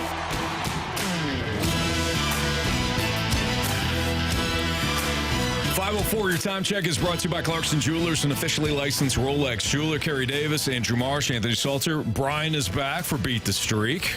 Brian got a hit last Friday. Marsh, what's our standings here? All right, so Jamie is actually in the lead right now with a streak of 5. Carey, you have a streak of 2. I have a streak of 2, and Brian has a streak of 1. Anthony, unfortunately, Brendan Donovan did not get a hit on Friday, and you are back to 0. Darn it. Jamie. Jamie. 2? Really? No, I thought you were at 3. I thought I was at 3. I thought I was right behind Jamie. We was at 4. I was at 3 at the time, I thought. Maybe not. I don't know. She does a good job. I don't Jamie, question it. Jamie, by the way, took Ivan Herrera. He demanded him that Herrera was in the lineup, and so he's back in tonight. So Jamie's got Yvonne Herrera. And then I wasn't listening. What's the other order? So Carey will go next. I'll go after Carey. We'll have Brian, and then you are last, Anthony. I heard that part. I got Paul Goldschmidt to hit a home run, so if he's hitting a home run, then he's got to have a hit. Sure. I think that's how that works. Technically, yeah. I think you can have one without the other. No. Yeah. All right. So Herrera, Goldie, Marsh. Oh, well, I don't want to do this, Anthony. I'm going to have to take an Arizona Diamondback. No, you should tonight. We gave you crap on Friday. I'm done giving you crap on that. Shame. Carey, when I built my season-long 12-game hitting streak last year, I did it on the backs. Well, yeah. But I mostly did it from other players on other teams. I'm going to go with Ketel Marte tonight. He's batting .333 against Lance Lynn. Good for you. Or I'm sorry, 308. 308 against Lance Lynn. All right. 2 ribbies. Ketel Marte off the board. Brian, what's up, by the way? How are you? I'm good. I'm getting ready to leave work. Oh. Good man. All right. What is your selection? Well, Marshy just stole mine, so I guess I'm going to have to go with Wilson Contreras. All right. Not a bad pick. He's got a lot in a row, doesn't he? How many hits in a row does he have right now? Arenado's got the hit streak going. Maybe Contreras does, too. He's got an on-base streak, I think. No, he's at least 5. All right, give me Gurriel Jr. from Arizona. Gurriel. How could you? Jr. You know how could I. Brian, good luck to you, buddy. Thank you, sir. All righty. There you go. Let's beat the streak here in the Fast Lane on 101 ESPN. That's the biggest question of the day. It's time for the Fast Lane's biggest question of the day. All right, we got a text from the Air Comfort Service text line. I was going to get to this question in the Sports Six-Pack, but we did not have enough time, so we'll use it for the biggest question of the day. We'll see what you guys think. This one, it says, guys, Nolan Arenado, I'm sorry. Thank you. Nolan Arenado. There you go. Said that there's too many young guys on this team and it needs more veterans, and I agree with him. Do you guys feel like there's too many young guys on the team that we are waiting to see for organization that, let's be honest, isn't that great at developing when your prospects go elsewhere and shine? This was when he said this over the offseason, or is what you're referring to? Yeah. Yeah, okay. Just make sure we are clear. Mm-hmm. It's not something he just said today. Right. Yeah, we want to make sure our listeners, we're on the same page. I know where you're going with that. Yeah. So, what's your thought? I hated the comment when it was said at first. I didn't like it. I didn't agree with it. I mean, I think every team is going to win a championship or going to have some success is going to have members that are older, veterans, superstars, role players, young guys, rookies. You need all of those things. You're going to have guys that are journeymen, that have been on multiple teams, but they have a role on that team. A roster is comprised of so many different things. It's not just one thing. It's not just older guys, veteran guys. That's not realistic, especially with free agency and draft picks and people getting signed and called up and injuries and all of the things that take place, for a Major League Ball club. You're going to have a roster with multiple people with different backgrounds and different ages and all of those things. I think your job as a veteran and as a star of the team is to do your job to the best of your ability. And when you can, lend advice to some of those younger players, because you were once a younger player. Right. You had to go through the trials and tribulations of learning how to be a big leaguer and how to work your way through adversity. And I'm sure, I don't know this to be 100% certain, but I'm sure that there was a player or players that helped you along the way. If they didn't, shame on them, and you should be better. But if they were, shame on you if you're not doing the same thing and passing it down to someone else. So, yeah, it's I didn't agree with that statement when he said it, and I definitely still don't agree with it now. Yeah, I mean, look, there's not much I can add to that, Carey. You're absolutely right. Any team that has won before, they often talk about adding somebody, a veteran player at some point, to kind of bring everything together, whether it's done in the offseason or at the trade deadline. Guys that know what it takes to win. I remember when Dunk and BT used to talk about the 06 Cardinals team, referring to the players that were a part of that 04 squad that didn't win it, but knew what it took to get to that point. And those players, a lot of them injured throughout the year coming back, providing that perspective for the young guys. Right. Hey, this is what it's going to take for us to win it all. And even getting them prepared, not only throughout the regular season, but the postseason. Tell your family members, deal with this person for tickets. You need to concentrate on this. Here's what the media is going to be like when it comes to home and road games. Right. Just preparing those guys and knowing what they have to do to win it all. All right. We got a special audio message here. Would you like Carey, to inform, maybe give a little background to what I'm about to play? So there are some listeners that do not enjoy our baseball takes at all. They hate them. They hate us. They hate our baseball takes. They think they're pure hot garbage, is what I've read and seen. Carey had made a point about the Cardinals at one point in the late 80s, all the way through the 90s. Yeah, 89 88 through 89. So 88 a decade. through 99, yeah. How the Cardinals only went to one playoff. Yeah. We had a listener, very passionate listener, text in and say, please, God, get somebody on here that can talk baseball, because Carey doesn't know that the Cardinals went to the playoffs in 96. In 96. And lost to the Atlanta Braves. They were up 3-1. I was a sophomore. I remember. So Carey, heartbreaking. Responded to the text by saying, I said it one time. I said they went to the playoffs one time. This listener chimed back to Marsh, got Marsh involved. Yeah, and then also said to go back and play the tape. So that is exactly what we're about to do. All right. So did Carey actually say that the Cardinals went to the playoffs one time? Or is the listener right and we need to dole out some apologies? I will apologize. There was a time in the 90s. I don't think they went to the playoffs one time. There you go. From 88 to 99. Oh. Wow. Oh, so you did say that. I thought I said it. Okay. According, this texter is adamant that I was wrong. So I'll accept the apology. It's okay. We all make mistakes. Said that you're stupid, right? Yeah, just said I need to get somebody on the air that knows what they're talking about. Okay. Doesn't have a clue. Can you ask that question again, please? So I'm just terrible. Listen, you do you. But if I had chimed in and was saying a whole bunch of crap on something I was wrong, I would own up to it. I would say, hey, let me take some accountability here. I was wrong on that one. Sometimes you got to wear it when you're wrong. But if you're a person that doesn't hold yourself accountable, there's nothing we can do. Accountability has been a word of the day as well. No doubt. All right, bet the board. 3 stars of the day. Criticisms, compliments next on 101 ESPN.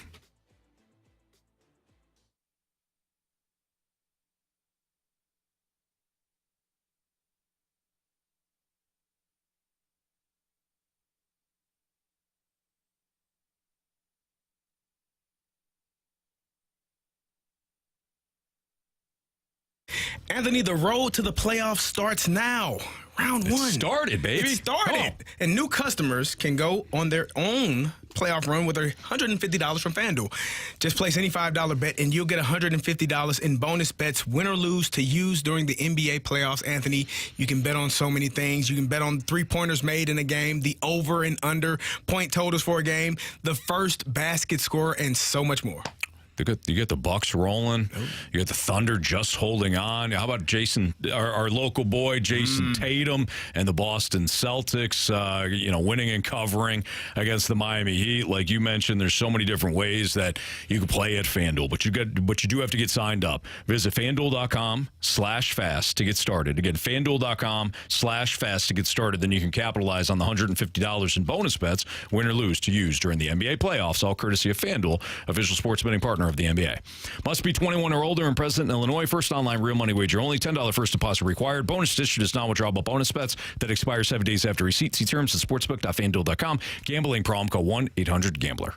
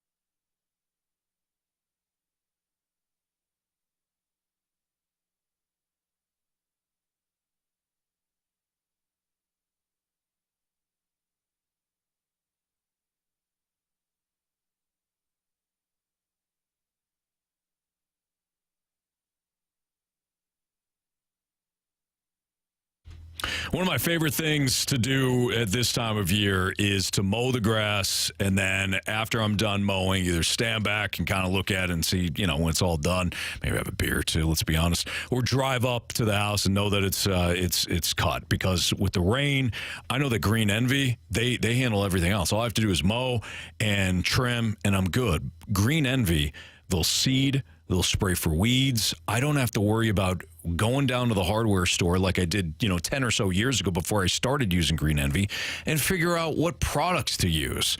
I have no idea what products are going to work well on my backyard, my side yard, my front yard, because, the way the sun hits in different areas, it can make the grass grow or not grow. I don't know any of that stuff. Green Envy does. They're fantastic. They only use products that are formulated for Missouri soil, weather conditions, and turf types. They don't use national generic products that may or may not work in other areas of the country. They don't care. They care about St. Louis. They've been in business in St. Louis for over a decade. They do a phenomenal job of staying on top of my lawn. My neighbors are now using Green Envy. Their lawn looks fantastic too. And then all I have to do is mow, take a step back, have a beer or two, and enjoy it. Green Envy, give them a call, 636-757-1600. Trust me on this one. They will make your lawn the envy of the neighborhood. Green Envy.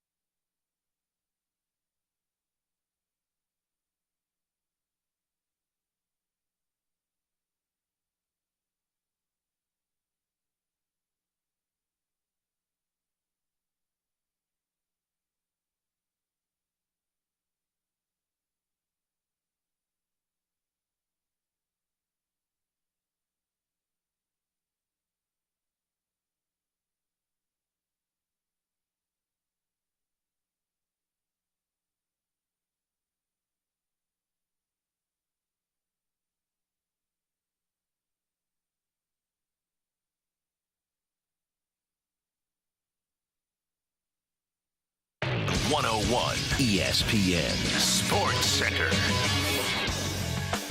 I'm Andrew Marsh. It's time for a Sports Center update brought to you by Saliga Heating and Cooling. The Cardinals were swept over the weekend by the Brewers as they lost yesterday by a final score of 2-0. They'll take on the Arizona Diamondbacks tonight. Lance Lynn taking the mound, going up against Brandon Pfaadt.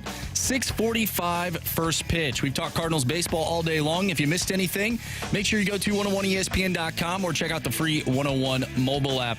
Just head to the podcast page. You'll find all of our interviews and full shows there. And it's all brought to you by Dobbs Tire and Auto Centers. We are off early today, 5:30. That means we have some NHL action for you. The Stanley Cup playoffs, Game 2 between the Boston Bruins and the Toronto Maple Leafs. Pre-game starts in a few minutes, about 10 minutes, 5:30. So we're going to have Bet the Board, 3 stars of the day, criticisms and compliments coming up next. I'm Andrew Marsh, and the Sports Center update is brought to you by Saliga Heating and Cooling, an independent American Standard heating and air conditioning dealer.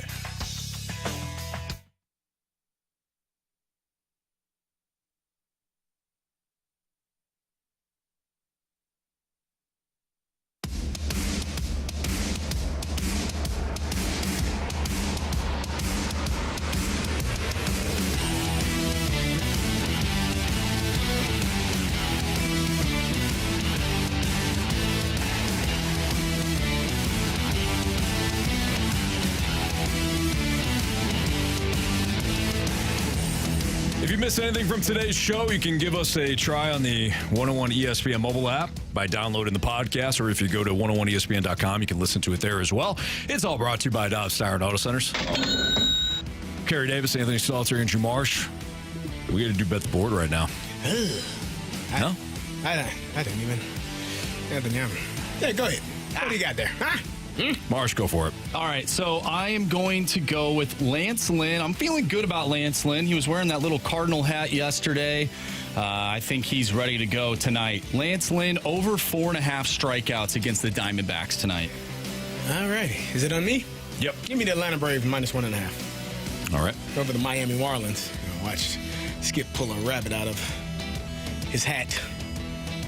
The Marlins team, you just an hour ago, you said how feisty they were. They are, but the Atlanta Braves are really good. Feistier? Feistier. Better players. I've been watching this Cardinals team, and they've really struggled offensively of late. And for some reason, they're favored tonight. Give me the Arizona Diamondbacks, minus 104. Oh, Anthony. Yeah, that is awful. Really? What? With the straight face, too? I'm playing a game.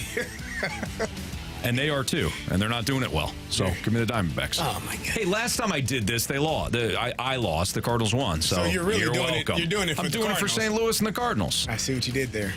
Again, you're welcome. All right, what do you got for criticisms and compliments there, Marsh? Well, I think Jamie is going with the Vegas Golden Knights. That's right. Yep, Yeah. he's talking them up. They're a dog tonight, I believe, in Dallas. Yeah, they are. Yeah, so Maybe Jamie, they'll break that streak of all the home teams winning. Yeah, every single home team won this weekend. That was insane. Basketball too. Insane. I thought it was going to snap in the 2 games last night. The Pelicans. Because the Pelicans, they were getting after the Thunder. They got down by like 11, then all of a sudden they were up by 2, and they had the last shot. They had the ball with the last shot and couldn't get it done. Anyways. Criticisms and compliments from the 314. Great show today, guys. Good job, Carey. You guys may not know much and may not be feeling right, but you were able to manufacture a great show today. Yeah, thanks. Appreciate Thank it. you. How are you feeling? I didn't check in. Are you feeling okay? Yeah, I feel good. You feeling Yeah. your best? I'm kind of. If I'm not, I know you'll defend me at all costs. I got you, brother. Even if I'm not producing. Got to produce though. Yeah. Otherwise, maybe you won't have a job like this guy said. Yeah, that's true. That's a good call. From the 636, I love you guys. You are all awesome. Keep doing what you're doing. Thank you. Appreciate that. Thanks. Appreciate it. From the 618, most of us are not as talented as you. Come on now, you guys. That's not true. That's not true at all. I have little to no talent. But thanks for setting the record straight. Hopefully someday others will also appreciate your wisdom and rare abilities. You are a blessing to all of us. Thank you. That might be a little too much. If that was done with just a hint of hyperbole, man, that was well done. That was fantastic. Thank you. That was to me. That is what a fast lane listener. That's what I think of right there. Laying it on thick. By the way, we did get a text earlier about us beating the Rizzuto show in this upcoming home run derby. Yeah, I'm excited. Which I'm excited about that. It's your first time. Yeah. Got a first timer here. Yep.